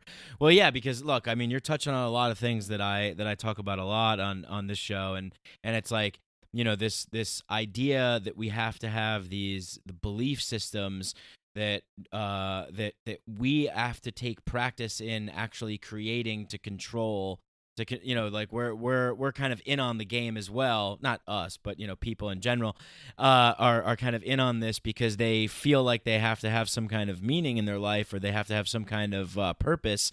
And here comes these, which at one time was these religions. That was the state, right? And then we had this idea, this kind of what we could like to consider a new idea of a separation of church and state. But what happens is the state becomes kind of a religion almost in itself, with its own kind of doctrines and constitutions and bills and parliamentary kind of proceedings. Special robes being worn and tradition and things like that, right? Yeah. And designs on omnipotence, right. Omniscience. It's looking for emails. It wants to know everything. Yeah. It wants to be everywhere. Where our God over here is better than the other God. Yeah, yeah. All that kind of stuff. You have to make sacrifices to it. You have to pay your taxes. Yeah. All that kind of stuff. We even talk about the market. The market being unstable. We have to placate the market. It's a form of idolatry. As simple as that. It's idolatry. Yeah. It's certainly the way I see it. Yeah, but it gets back to this. Go ahead, Danny. Sorry, go ahead. Oh, well, I was going to say, it has its whole priestcraft as well. It's got a whole class of scientists who say this is the truth. So, I mean, what I find kind of fascinating about it. Sorry to go on about this. Is that these four levels of the Bible, right? You have the inspired level, which is the first two levels, really, the Yahwist and the Elohist. And then you have this second level, which is the priestly level, right? And then you have the third level, which is the money level, the what you do with your goods level. And if you look at how science works, you have most people who are pure scientists. A lot of their ideas will come from inspiration. They might come from dreams. There's plenty of examples of those. There's Kekule is a good example. He was the guy who turned his chair towards the fire one day, and he saw an Ouroboros in his kind of dozing state, and he clicked that that benzene was a ring rather than a straight line. The same guy who came up with structural theory, which is in chemistry, where you have carbon atoms have 4 arms and hydrogen atoms have 2 arms, and all that kind of thing. Those models of kind of chemicals that you stick together. So he came up with that whilst he was on the night bus to Clapham Road, half asleep. Anyway, so you get this kind of obsessional, sometimes obsessional, sometimes inspired scientists who come up with brilliant ideas. Calvin cycle was another one, actually. That's how basically the pathway of chemicals which photosynthesis, which is the basis of photosynthesis. He clocked that in about 30 seconds whilst he was waiting for his wife in a car park. Anyway, so you get this level of inspiration, and then you get this level of priestcraft, which is the journals and who owns the journals and what you're allowed to say and what you're not allowed to say and what's true and what's not. And then you get the pharmaceuticals companies, and you get this other level, which is kind of monetizing it. So I find it absolutely fascinating the way that these levels of inspiration, then control of inspiration, then monetization of belief, are pretty much exactly recapitulated in the practice of modern science, where you have this inspiration, and then you have people saying what's true, and then you have companies saying, basically flogging it and saying how it should be flogged. Sorry, I interrupted you. Yeah. Sorry, I interrupted you. No, that's brilliant. I'm really glad that you chimed in with that, because, it seems like to me, and I want to get your take on this. It's like it seems like we have these maybe beliefs that come to us, maybe from inside of us or whatever it is, voices, or we're making sense of our environment around us. We're putting things together. We're having experiences where we're ingesting certain kinds of chemicals or spices or herbs or something like that, and we're having these experiences, and it seems like that's the beginning stages of what I would consider to be something that's pure and kind of true, more true, because it's kind of more directly experienced by the individual.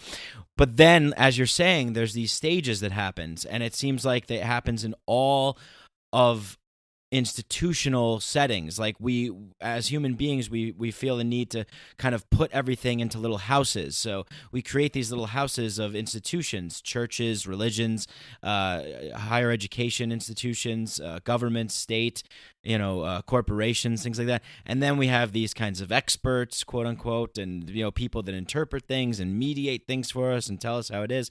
So it seems like this, like I'm kind of just piggybacking on what you're saying here, is exactly how this goes down. Why do you think this is the way that it carries out? And, well, first of all, do you agree with what I said? And then secondly, why do you think that is? I certainly agree with you. Why do I think that is? That's a really good question, and I think partly it's just the partly I think it's something to do with the unknown. People just kind of, or at least the unfixed. So when there's new ideas, they're just a little bit creepy, or when there's ideas that come from the other, they're just a little bit weird, and people kind of like things black and white. They like to know who the friend, who the enemy is, whether that's a political enemy or a military enemy, or who's in our gang and who's in their gang, and that goes back to perception again. If you look at Star Wars, for example, you know who the bad guys are. They're the stormtroopers. Oh yeah. You go back into tribal. You look at the Bible again. You like, who are the good guys? Well, it's the Israelites. Who are the bad guys? It's everybody else. We have kind of, our brains are category making devices. They are compulsive categorizers, like what I was saying about how autists aren't actually, or that's one of the biggest differences between autists and neurotypicals, is that they are not compelled to make categories in the same way, and they struggle with categories, in fact. But we have a kind of tendency, and if we're not careful, it can make us racists, for example, and it can, it kind of demonizes the other. I'll give you an example of how this works in the modern academy, right? And in the study of ayahuasca, which I look after. Anyway, I'm quite involved in the kind of academic work going on in around ayahuasca. Now, the old the taboos, which are the food taboos in the jungle, and actually the other taboos as well, have not been studied at all by people who are studying ayahuasca. So they don't look into what happens if you don't eat pork and if you don't eat all the things that you're not supposed to eat.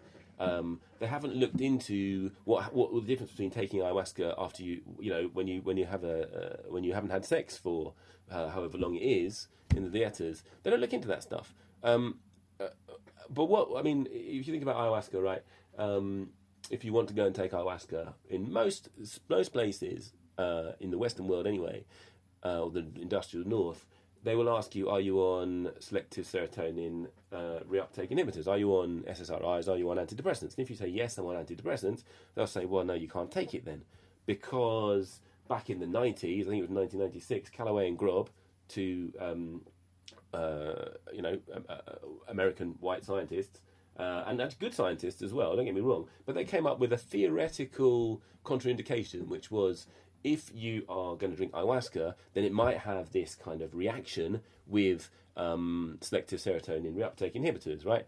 And this has become a dogma. It's actually a taboo. It's a scientific taboo. You can't eat that if you want to take that, right? In practically every ayahuasca, neo-ayahuasca group, that is the case. Now, there is absolutely no research about that. It hasn't been tested. There hasn't been a single case ever of anybody who has died or suffered from the combination of SSRIs, antidepressants, and ayahuasca. And in fact, there's whole one of the ayahuasca religions in Brazil, UDV. They've never kept that taboo. There have been thousands, tens of thousands of people on antidepressants who have taken ayahuasca. None of them have died, right? So the question arises, why have we got this taboo based on absolutely nothing? And bear in mind that we're supposed to be the empirical ones. And why have we investigated nothing? I mean, I'm saying literally nothing of the indigenous taboos, These are people who have been doing it for hundreds, if not thousands of years, and they've got a whole series of taboos on what you should and shouldn't do. Right, pork, for example. You don't eat pork. Why not? Because the spirits don't like the smell of pork, And we look at that and we say, well, A, what are the spirits? We can't see them, so we don't know what you're talking about. B, what the hell are you talking about? They don't like the smell of pork. So we haven't looked into it. We haven't looked into sexual dieta, haven't looked into menstrual cycle and ayahuasca. No, none of that have been studied. Now, why? I mean, you could say it's just racism. Basically, it's just racism, which is how we've treated indigenous people for many, many centuries now. We've decided that they were devil worshippers, and now we finally got hold of their brew, and there's all this stuff about, well, can it treat depression and can it treat this, that, the other? It's kind of astonishingly arrogant. So it's kind of warring priests. In one sense, it's warring priests. This priest believes this priest believes that, and who has access to the king? Yeah. Yeah. What do you mean by what you just said? It's kind of astonishingly arrogant. I'm curious to know a little bit more about that, because that was kind of, I liked where you were going with that a little bit, with this can cure depression and all that kind of stuff. If I'll give you an example, right? On this ayahuasca list that I look after the library of an academic ayahuasca list, right? And a question arose. And the question was, someone had emailed one of these academics saying, can ayahuasca cure cancer? Right? The academics got their heads together and they said, well, you've got to go back to it and say, there is no evidence that ayahuasca can cure cancer, right? The answer to that question, if you go to the jungle and you ask that question, can ayahuasca cure cancer? You may well hear something different. I've personally got two friends. I'll tell you about one of them. But both of them have had their cancers, terminal cancers, that have gone into remission. Right, one of them, this is quite an interesting story.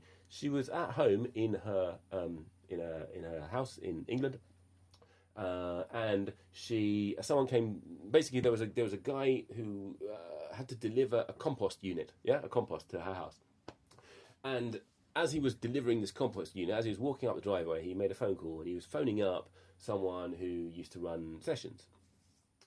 And I'm trying to think about how much the story I should tell. But basically, when the door was opened and he was meant to give her the compost unit, he gave her the phone by mistake because whatever, either because he's stupid or because he was compelled to, or whatever it was. Anyway, she took the phone, and the person on the other end of the phone said, "If you want to drink this brew, you have to stop taking stop taking pharmaceuticals."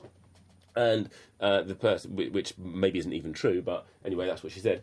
And the person on the other end of the line said, "I don't know what you're talking about. I've never heard of this stuff, ayahuasca, but I'm on chemotherapy, and I've been given 18 months to live, and I'm on antidepressants, and I'm still depressed. They're not working." And the person on the other end of the phone said, "Well, if you want to drink this, then you have to stop taking that."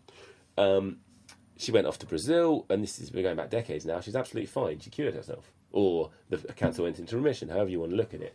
I've got another friend who had lung cancer, she was taking chemotherapy. This is a Brazilian woman. She decided, no, I'm not taking it anymore. I'm going to drink my ayahuasca. She's drinking ayahuasca to today. I personally had leishmaniasis, which is I got a really nasty infection. It's a flesh-eating bacteria. I got bitten by a sandfly on my chest. Oh my God! And it started I got basically a bacterial colony in my chest. It's a cousin of leprosy. And the second stage of the infection is it attacks the cartilage in your nose and the cartilage in your ears and the cartilage in your throat and in your stomach. And, everyone there, and I'd studied this. I studied during my degree, I'd studied the advance of pharmaceutical interventionist medicine, particularly in India, looking at how Ayurveda and pharmaceutical medicine how that fight was panning out, basically. And what I saw, and I was living in the jungle at the time in the Amazon, not deep into the Amazon, just on the edge of Rio Branco. Everyone around me, they said, "You've got to go and take injections. You've got to go and take injections of antimonium tartrate." And I said, "What? You want me to take injections of heavy metal?" Yeah, you need to take 130 of them into your veins. Maybe it'd be 150. If you leave it till tomorrow, it might be 230. 3 injections of heavy metal into my veins every day for an indefinite period until this ulcer went away. And this ulcer was getting, it's a pretty hideous thing, and it was about as big as a large kind of coin, 50p in England. Those kind of tea-light candles, right? Yeah. So basically it was that size. It was on my chest. The long and the short of this story is I was sick for 8 months, drinking ayahuasca every day, drinking daime every day, I should say. And this, I lost 10 kilos. I learned a whole load of stuff, basically. And at the end of this, I was cured of this disease. Now, the people there didn't believe that could happen because they've lost touch with their own medicine. Simply that, the advertising has, the aggressive pharmaceutical companies have moved in. They've got pharmacies here and there. They've got white guys in white suits with white bottles, and people have lost touch with their medicine. So back to the question of this cancer.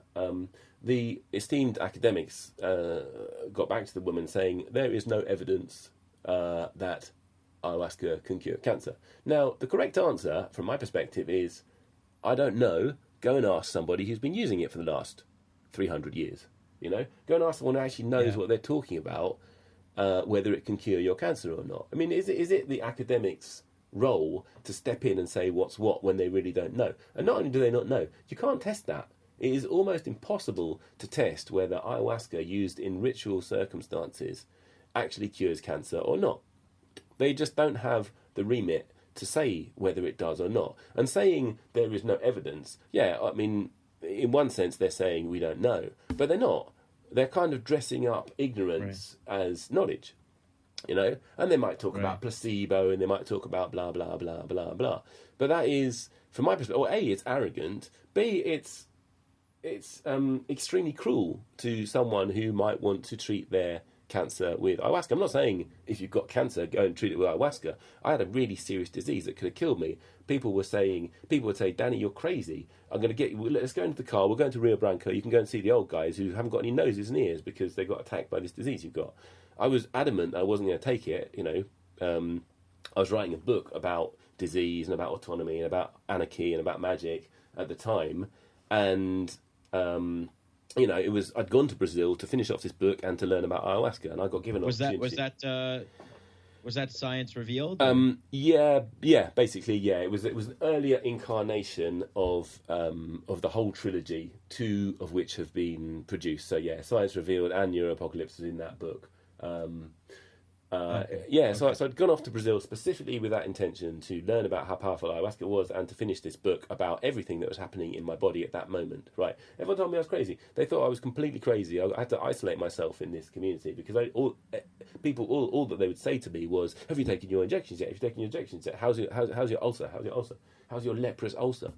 It was a nightmare, right? And this is basically caboclos. This is people from the jungle. These are people who've adopted these Moors and these basically the power structure of the corporations and the pharmaceuticals companies. So that method of healing, that mode of healing is absolutely different in every way. What I did was I said to myself, "What am I going to do?" I was scared. I thought, I had an open wound in my chest. I was a gringo in the middle of nowhere, surrounded by people who thought I was crazy. And what did I do? I went and drank some doses, and I had a vision, or a series of visions. And what it was all the people who had come up to me and said, "Look, I used to have this," and they'd show me their scars. "I used to have this. I had injections. You've got to go and take injections." They had overcome their leishmaniasis, but they had not overcome deeper things. So, and it became very clear to me when I drank that ayahuasca that, one of them had joint pain because antimonium tartrate, the injections that you take, it attacks your joints. He had permanent joint pain. Another one, he had these weird bumps on his legs. And then another one, he was just really greedy, hadn't overcome his greed. One of them was just bone ignorant. They all had something which they hadn't resolved. And disease, from a Western medical perspective, is just bacteria and stuff like that. Disease from indigenous perspective, or suffering from a Christian perspective or a Buddhist perspective, certainly a Buddhist perspective, it means a whole lot more than the physiology of your body. There's meaning there. Right. I've got a talk about this, which is online. It's called. I think I watched some of it actually. Go ahead. Yeah, what is it called? Do you know what? I've actually forgotten, but the website is. Do you want me to? Shall I plug that now? It's www.nemusend.co.uk. One of the talks in there is called Myth and Meaning and Mind-Bending Medicine, stuff like that. I can't actually remember what it's called, but it goes quite deeply into the story of that disease and that recovery. Now, the reason I was able to do that was because I've studied in depth the history of pharmacology and the layers and layers of bullshit which are involved there. Going back to loads of stuff. The introduction of antibiotics is an interesting one, because the introduction of antibiotics did almost nothing to treat the diseases that it's said to treat. Typhoid and yellow fever and TB and all of these things had plummeted like 95% because of other reasons, because of sanitation, all this kind of stuff. But the conquest of disease is seen as the triumph of modern interventionist medicine. It's not. It's the triumph of adequate sanitation and good nutrition and a whole load of other stuff. We've got antibiotic resistance disease coming back with a vengeance at the moment. TB, tuberculosis, for example. You get tuberculosis in London now. So where was I going with this? It's just colossally arrogant and short-sighted, and it shows a kind of lack of understanding of history, certainly history of medicine. How has this level of racism persisted? I mean, it's really quite astonishing, because it's basically that. It's the idea that indigenous people don't know what they're talking about, and we do know what we're talking about. These people had discovered monoamine oxidase inhibition, basically ayahuasca. One of the things it does is that you get the effect of the DMT because it's got the mixture of a monoamine oxidase inhibitor. Now, they discovered that hundreds of years ago, if not thousands of years ago, we don't know. We discovered that a couple of decades ago, by mistake, I will add. In fact, every single certainly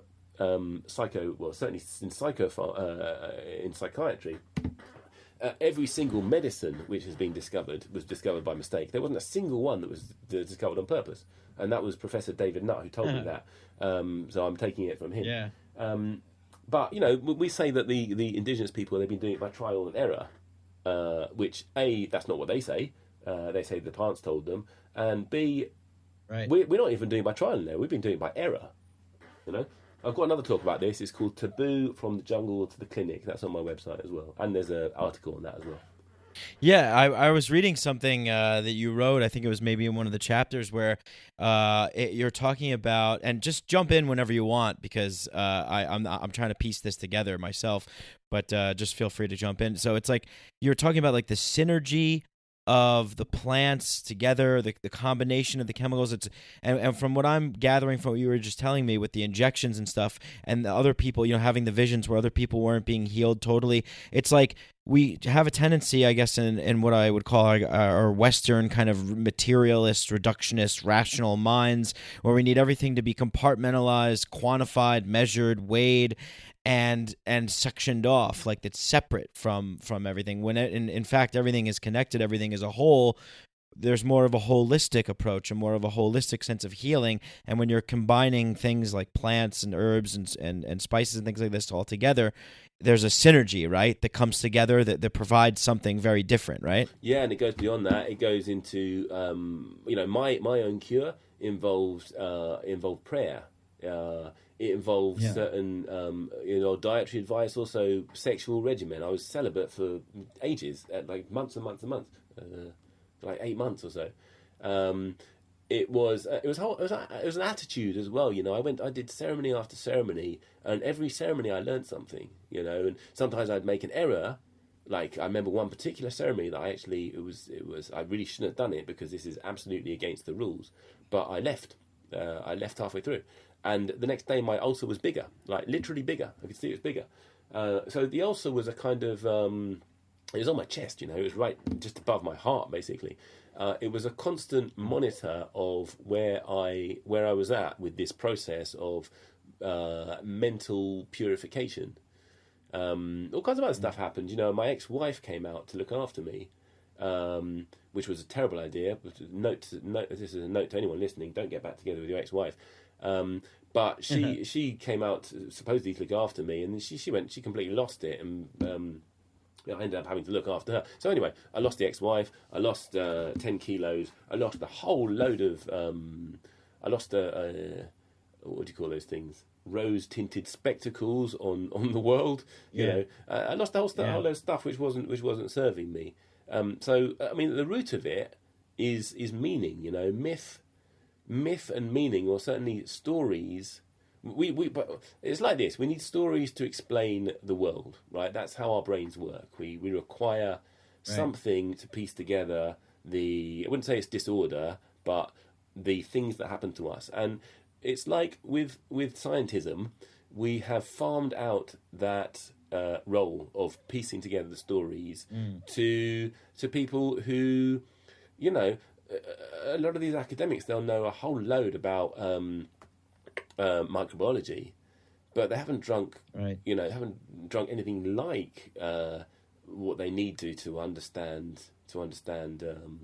how ayahuasca works. And yeah, it's like we've sanitized it, right? Like to a degree, like we've sanitized it, sterilized it, stripped it out, right? And also stripped it out from its cultural context, And I sometimes feel like, for example, some of the traditions we have in Daime. One is that you don't share your visions. You don't share your visions. If you see something that's for you, it's quite a private thing. The whole thing is a cult in the original meaning of it. It's hidden. We don't share our visions. And you go to quite a lot of neo-ayahuasca circles. That's what you do. You get to the end, you have a sharing circle. There may be some benefit in that, but that's not what they do in the jungle, right? We have a sexual dieta. 3 days before, you don't have sex. 3 days afterwards, you don't have sex.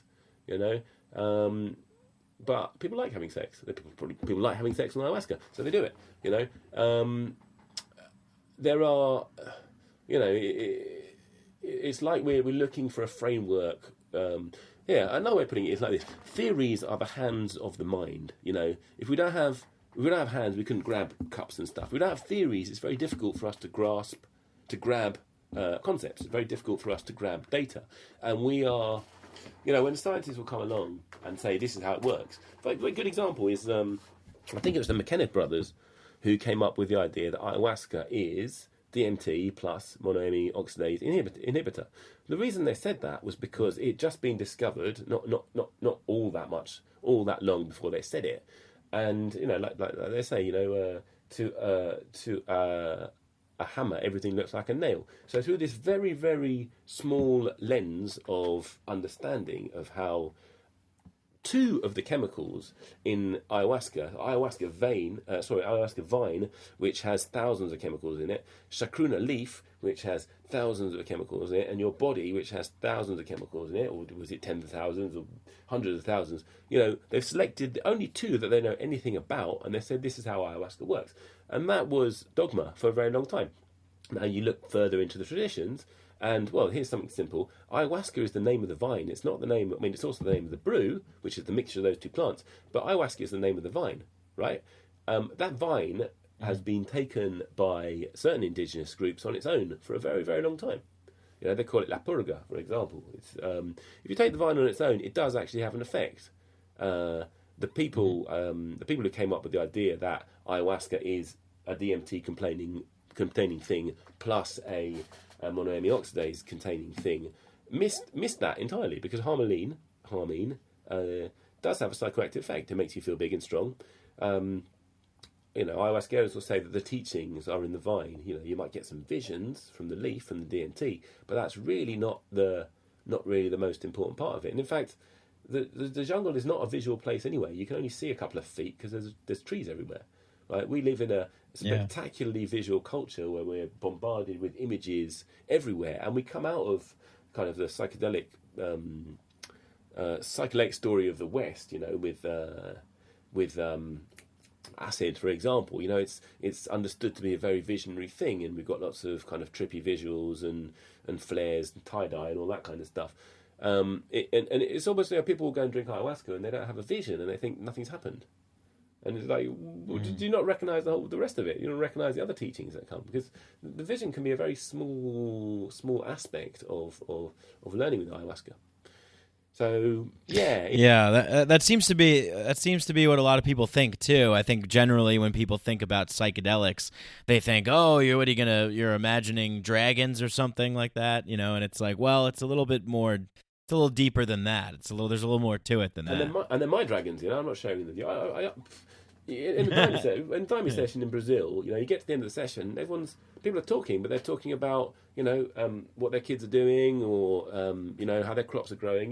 They don't launch into stories about how they met Saint Michael and all this kind of stuff. You keep that very much to yourself. Yeah. Yeah, it's interesting because it's very interesting because I participated in this what was called like an integration process ceremony, and there people were encouraged to kind of share in a group way, and I was thinking this is probably a Western element. This is definitely a Western element added to it, because there seems to be a need for people in, say the States and the UK to figure out a way to heal themselves, and they feel that there's something wrong. They have to go and they want to seek out this brew that they heard so much about. And then it's like, well, then they don't know what to do afterwards, so because it's like they haven't grown up in the tradition, they haven't grown up in the culture, so it's like there needs to be some kind of talking or some kind of sharing or some kind of process afterwards to do that, because I think that a lot of people are kind of cluttered up and clouded, and confused with a lot of things, a lot of problems, I guess I would say. Yeah, I want to qualify something I said there, and I think you're talking about Dr. Tanya Mate's work. Yeah. She's amazing. Yeah. She's fantastic, and I haven't met her, but I imagine that she's doing that with a whole load of sensitivity and wisdom of her own. I'm not saying that there shouldn't be integration, but what I am saying is that there's certain things which are there for you and for you only. Certainly in the traditional way of doing things, it's kept for yourself. But you're right. We gringos, we don't have an understanding of the spirits. Whatever they are, the spirits don't exist for us, and that's kind of another interesting thing, because in the jungle, indigenous people aren't climbing over each other to drink ayahuasca. They know the spirits are there. They know that it's part of the world, and they're trying to keep this side of that border. Generally, you might go to the shaman if you're very, very ill, or if you want to, do some kind of magic or something like that. But generally, people steer clear of the shaman because they're not hungry for spirits or spiritual experience in the same way that we are. We're in a kind of a spiritual poverty, if you like. What they do have, they have financial poverty.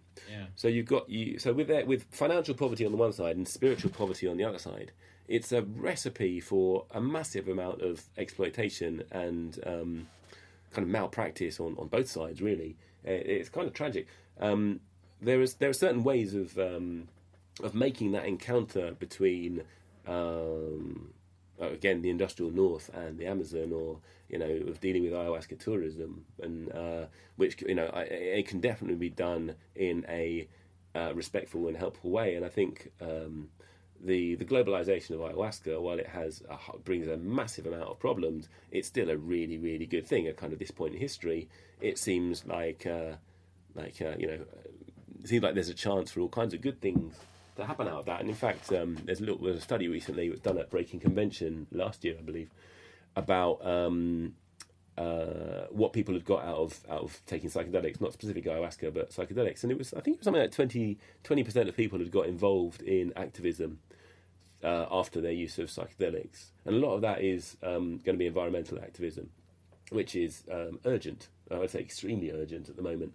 Certainly that kick-started my interest in activism, and like I say, I was involved with Occupy. I'm involved with a group called BP or Not BP, who are harassing BP in the corridors of power here. But yeah, I think ayahuasca has a whole load to teach us, and one of the things it's got to teach us is we've got to be very, very careful with what we're doing with our money, because money is dangerous. Money is very dangerous in the jungle. When you have a situation where an indigenous healer a geezer with ayahuasca can make a year's wages in an evening by serving it to gringos, that's a recipe for that all kinds of trouble can come out of that. And that's even in my tradition, in the Daime tradition, in Brazil it's done a certain way, in Acre, in the jungle it's done a certain way. Looking across the rest of the world, there's a whole lot going wrong in Daime as well. I'm pointing the finger firmly at my own tradition as well. Yeah. So actually, just because you've mentioned it and we've been talking about it, but what are some of the things about that make the Daime unique, or specific? Like, what are some things that are specific to the Daime tradition? Like when I first went to it, it was my ex-wife who was I was living in Japan. She was a Japanese woman, and she'd said, "Here, there's this crazy party to go to." And explained, well, she said that there was a very curious substance, and she didn't speak a whole lot more English than that, and I didn't speak a whole lot Japanese at the time. And I was sold anyway, so I went along. I wasn't expecting to see what I saw, which was the men on one side, the women on the other, everyone wearing uniforms, as in kind of blue slacks and white shirts and at that time blue ties for the men. And kind of crosses all about the place and all that kind of stuff. So Daime, the Daime ritual is quite strange to look upon. It looks pretty culty, and what is done is like I say, the men on one side, the women on the other. In fact, it's done either in let's talk about the original setup. It was done in a kind of oblong shape around the altar, around the central table, and there's a particular dance, and it's done with the beat of a maraca. I'm just going to play you the maraca. Actually, I've got one here. So there's a particular beat which goes like this. And that goes on. There's a few other ones, but basically that's the most important one. And that goes on for could be 7 hours, could be longer, depending on how long the session is. And the participants will dance from side to side, so they'll do like a kind of 2-step left and 2 steps right all night. The men going one way, the women going the other. So they kind of not mirroring. They're It's kind of it's based on the motion of the sea. So there's a kind of moving geometry in the salon, in the hall where it's done. It's done in the light. It's done whilst singing songs, and the songs are all kind of they talk about a lot of the names. Some of the names that are called are indigenous spirits. Some of them are figures from the Catholic pantheon. So it's a mix of folk Catholicism, and folk Catholicism is quite different to Vatican Catholicism. By the way, from the Vatican you get the more basically Catholicism changes a great deal. By the time you get to Brazil, they're incorporating all kinds of interesting stuff into it. And by the time you get to the Amazon, you've got these indigenous elements, and in fact, you'll see that in indigenous, certainly mestizo shamanism as well. There's a whole lot of them will have crosses around their necks, and they'll call them saints. It might be Santo Antonio, it might be whoever. So that kind of Catholic and indigenous syncretism has been going on a very long time. But I guess the one big difference about daime to traditional shamanism is that in traditional shamanism, the shaman himself or herself would drink alone and tend to the patients. So the ayahuasca was used usually as a diagnostic tool, and then he might or she might prescribe some kind of a herb or some kind of regimen or whatever it is in order to deal with the disease or the spiritual attack or however it was pictured. In our tradition, in daime tradition, everyone drinks together. So, and it's not really anybody's job to say what's going on, or not what's going on, but the answers to the question. So for example, Mestre Ireneo, who's the founder of the lineage, who was a very tall black man, he was once asked, they said to him, why don't you pick up the Bible at the end of a session and do what they do in the other churches? And he said, we don't use the Bible here. Our Bible is our songs, and our teacher is the brew, is the ayahuasca. And if you ask someone running a session, what do I do about this thing in my life, like you might ask a priest during confession, he or she will he'll say, why the hell are you asking me that? Go and ask the daime, go and drink your dose and work it out. There's quite an interesting kind of change in one of the prayers. So we say the session begins with Pai Nosso, Ave Maria, so Our Father and Hail Mary. So we don't have a setting an intention. The intention is you turn up there, you invite the male and female gods, if you like, into the space with those prayers, and then off you go. But so in Portuguese, normally the line goes from Our Father goes Venha nosso vosso reino, which means in English, Thy kingdom come. In the daime way of doing it, we don't say Thy kingdom come. We say Vamos nós a vosso reino, which means let's go to Thy kingdom. Let's go to your kingdom. So the onus is on you to make the journey to the divine kingdom rather than waiting for the divine kingdom to come to you. And it's a very slight thing in the prayer, but it's found all the way through daime doctrine or ritual teachings, rather, I should say. So, for example, you can't invite someone. That's another thing. If somebody can say to you, what is it? Can I come? But you can't say to somebody like a lot of churches will. Hey, you should come to go and do this. It's just forbidden from our tradition. You're not allowed to do what's called propaganda. You're not allowed to say, "Wow, daime is amazing. You must go along. It'd be really good for you." It's forbidden. You're not supposed to do that kind of thing. You're supposed to stay very quiet about it. If by your conduct people see something that's special in you or see something that they like, then they say, what is it that you do that's different, or blah blah blah. Or if some kind of for whatever reason, you don't have to hide the fact that you're a daimista, but you can't big it up. You can't advertise it, all that kind of stuff. So it's got anti-proselytizing stuff. So it's actually it looks quite Catholic from the outside. On the inside, there's no Bible. There's almost no in the hymns, in the songs, there's no bit that says you have to believe in this or that. It's poetry. It's actually fantastically beautiful poetry. It's in Portuguese, obviously. So it's it's a ritual where you will dance and sing. For example, Mestri's songbook is 132 songs. So that's what you do. You say a prayer, you drink a dose, you sing 69 songs, you take a break for an hour. You might have another dose actually, and then you drink another dose. You sing a whole load more songs. So that's what you do, and there's a kind of magic that goes in between the songs and the people, and it's a group ritual, right? And in the kind of North American tradition, you have community-wide kind of circle dances that they have. In the South American tradition, we don't know how ayahuasca was used before the conquistadors, before the invaders arrived. What we do know is what survived was a particular type of ayahuasca use where an individual, under the tutelage of another shaman normally, would go off into the jungle on his own or on her own for 6 months or for a year, and they'd learn it, and then they'd come back to the community to go and deal with it. Now, it may be that that's the only thing that managed to survive the Portuguese and Spanish invasions, because it was devil worship to them. So if you're going to do it, you have to go and worship your devil off on your own in the jungle somewhere. So it could have been a communal ritual that has been. There could have been communal rituals that have been lost. What Daime is an urbanized format.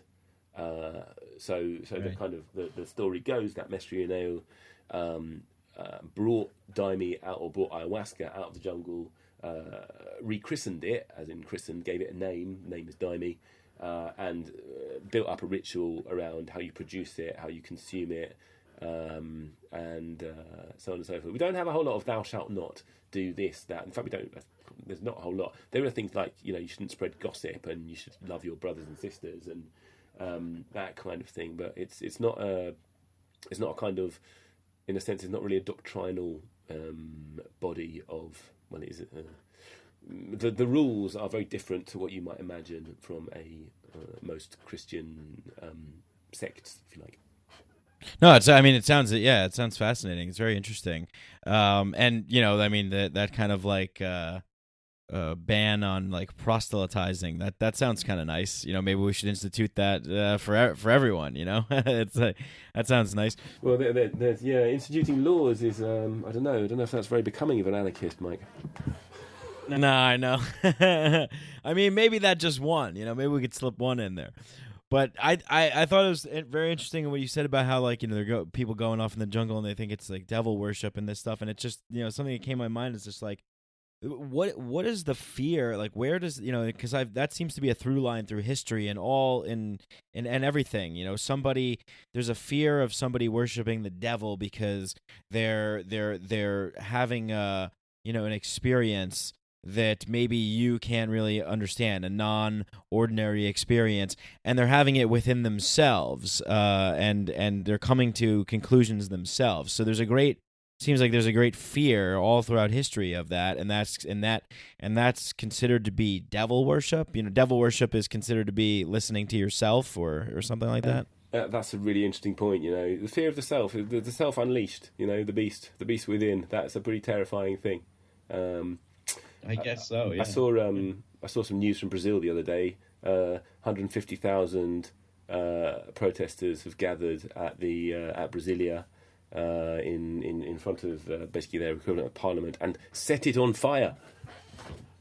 Whoa! That kind of stuff happens when people start to claim their own claim their autonomy. Well, yeah. I mean, look. I mean, you can. People who are kidnapped and put into prisons and for non-violent crimes and things like that. People who are mistreated when they did no harm to anybody else. People who are like you said, racism and all these kinds of isms. It really there's a backlash that happens with that. There's something that actually the United States CIA coined the term blowback. When it's you're going around the world, you're fucking with other people, and after a while the human spirit can only take so much. There's got to be some kind of retribution or some kind of retaliation. Same thing with like the cells and organs in our body, like you said. There's a repairing element. Everything that gets destroyed, there's always this element that wants to heal, that wants to fix. And I think if fostered in the right way, that we could do that collectively as a species. Yeah, funny. That's interesting. The connection you've made there with the cells. A friend of mine, he had I can't remember what disease it was, but it was some kind of stomach disease going on, and he was he got some kind of dietary advice from a friend of mine who's a herbalist. And this guy's an anarchist. Actually, both the herbalist and the guy who was ill, they're both anarchists. Quite involved in one of them was involved in one of the big Brazilian occupations, and he said, well, I have to take my my antibiotics, and I kind of said, well, you're what you're doing is that's an airstrike basically. You're going to be wiping out the indigenous forces, and what you want to be doing is stimulating a local indigenous revolt. So I kind of recommended probiotics to him in order to chase away this invasion. And it's autonomy, whether it's political autonomy or autonomy over your own body. It's actually got a kind of similar signature on every level. Autonomy over your own actions. What is it that comes from me? What is it that I do? If you behave boldly, you might. I'm not saying it's always going to go right, but at least you work things out. If you behave meekly and if you're under the thumb of the state, then you might have a quiet life, but you're not really going to work out a whole load of stuff. You're not going to work out, I think, who you are. Yeah. I'm just thinking about. Wow. Yeah. No, that's a great analogy they made too. I mean, it's just that's so true. It's like. There's this way, and we've kind of been talking about this a little bit through the podcast. It's just like that this kind of eradication of something, but then you lose the other things that are necessary and a part of it, which is not beneficial actually. But listen, we're wrapping up on like 2 hours here. I could talk to you for, honestly, Danny. I could go on talking to you for like another 4 hours. I'm so interested in more, but I guess I'm just gonna have to read your book, and I guess that's what I think I would recommend everyone else to do, because the little bit that I read, that I was just like I was hooked. Like as soon as I started reading, and I had all these questions lined up, but we just started rolling and talking and just kind of ping ponging back and forth about stuff. But I read exo drugs was the chapter, right? Exo drugs. Yeah, that's all about drugs in the Bible. Yeah, drugs in the Bible. Yeah, I was loving it. I mean, I was just like, I was going through this. So, yeah, I wrote down all these questions. But I recommend people to go check out your work, go check out your books, go check out your writing, check out your videos, because there's really just phenomenal stuff in there. The way that you piece everything together, connect the dots. There's all these things that are interconnected. The languages and how we interpret things, and the lifting of veils and all this stuff is just so mind-blowing and so interesting. If anything else that you want to share before we wrap, please go ahead and do so. Firstly, thank you. That's very kind. It took me a long time to write, and I'm pleased you're enjoying it. I think what I'd like, I would like to share one thing, which is if people are interested in my book. It's called Neuro-Apocalypse. The first one's called Science Revealed. You can get both of them on Amazon, but you mustn't get them on Amazon, because Amazon are kind of the rapists of the publishing world. So if you want me and my publisher to get any money, which would be nice, because I've got children, you can buy them from Psychedelic Press.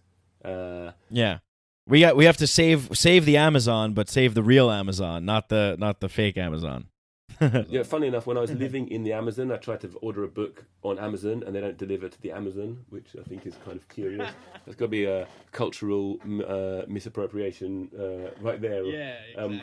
So you can check out my book. You can check out my website, which I've plugged. I'm going to plug it again. It's www.nemusend.co.uk. And there's that stuff we were talking about drugs in the Bible. I'm really pleased that we didn't actually talk about it, because I've done a few podcasts recently and been talking about that a lot. I did one with psychedelic milk the other day. That's just come out, and then there's one on the third wave, which is pretty much all about drugs in the Bible. So if people are interested in that, then check that out, or check out the book. There's loads of stuff on my website, loads of talks, and that stuff about we kind of touched on theology here and there. There's stuff on mistranslation of scripture in the service of empire, and then there's a whole series of things that I did. I used to write for the Occupy Times, which was a newspaper that came out of Occupy London, and with this character, the Reverend Nemu, who is my yeah, that's right. I was going to ask you about that. Yeah, Father, Reverend, preach. Reverend Nemu. I mean. I have a difficult relationship with Reverend Nemu, really. I mean, I just thought when I took the name because I was, I still am actually a teacher. I teach English. I'm just trying to get out at the moment. I'm doing hypnotherapy as well. But I didn't want my students to be Googling me, because I'm writing about psychedelics and anarchy and, the occult and all this kind of stuff, when I was writing a lot of it. Like, it happened like this when I started drinking ayahuasca. We're going back to kind of 2000 and I think 2001 or something like that, a long time ago.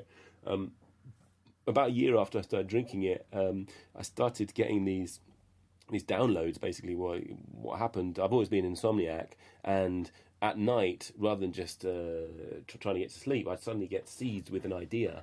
And I'd write it down, and I wrote down these loads of scraps of paper, like about 100 of these kind of mad, rambling scrawls, and these all went into an envelope, and then and I was writing them at night, right? And my ex-wife had a kind of, this sounds a bit lame, basically, but had a teddy bear called Nemu, which means in Japanese sleeping. So I took the name of that teddy bear, who was an elephant, sleeping elephant. And I took the name Reverend because, everyone should have a title. It says in the Bible, call no man father. So you can call me Reverend rather. Lady Gaga's a lady and Prince Buster was a prince. So I wanted to be a Reverend. But some people don't really get the irony in it. Funnily enough, Breaking Convention's coming up in a couple of weeks in England, which is a big conference about psychedelics. Yeah. And there's a whole load of professors there, and only one Reverend, and I am the Reverend Nemu. I got ordained. Excellent. I got ordained on the internet for $15 back in the day. Part of the reason behind that was because I used to, in another incarnation when I lived in Japan, I used to perform weddings in kind of purpose-built rooms in hotels with stained glass windows behind me, and singing "What a Friend You Have in Jesus" in Japanese to basically pagans. That sounds interesting. Yeah.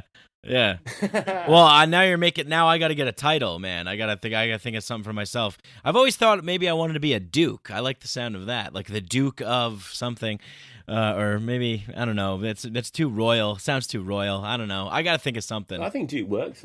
Duke or Pope or something like that. Pope. Now you're onto something. I'll take the name of Pope, as long as I can get one of those like 6 foot high hats. Yeah.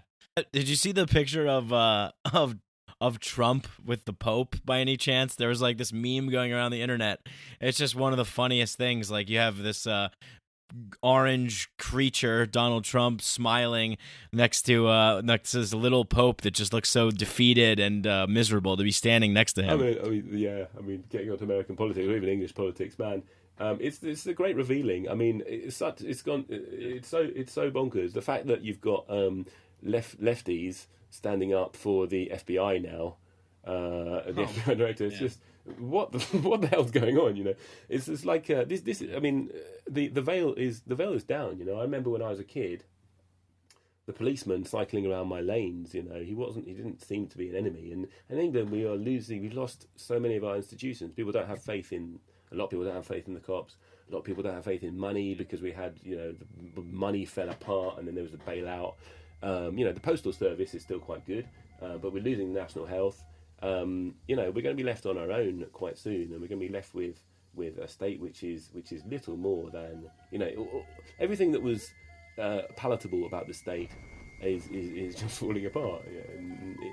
It's intrinsic. Yeah, it sure is. Yeah, it's happening. It's happening all around the world. It's this thing that you were talking about before with this 2012 Gangnam Style ushering in the apocalypse. I mean, that's it's there. It is. It's right there. It's staring us in the face. We got to do something about it. But hey, I really appreciate you, Reverend Danny Nemu, for being on my podcast today, and I really enjoyed speaking with you. I think this was a good conversation, and folks listening out there in internet land, go and check him out. Neuro-Apocalypse. Go to Danny's website. I mean, there's just a wealth of information from this guy, and just totally interesting perspective on everything here. Nemu's End, nemusend.co.uk, right? Yeah, that's right. Pope Mike, it's been an absolute joy. Thank you very much. Yes, Pope Mike, that's right. Now all my listeners must call me Pope from now on. All right, everybody. Peace. I hope you guys enjoyed that podcast as much as I did. You know what to do if you love this show. Share it, like it, spread it with your friends. Tell a friend, tell a family member, tell a neighbor, tell a coworker. And if you want to support the show, you can go to patreon.com/MikeBrank. You can donate as little as $1 a month. Or you could go on iTunes and leave me a nice 5-star rating and review. Whatever you do, thank you for listening. Much love to you all. Peace.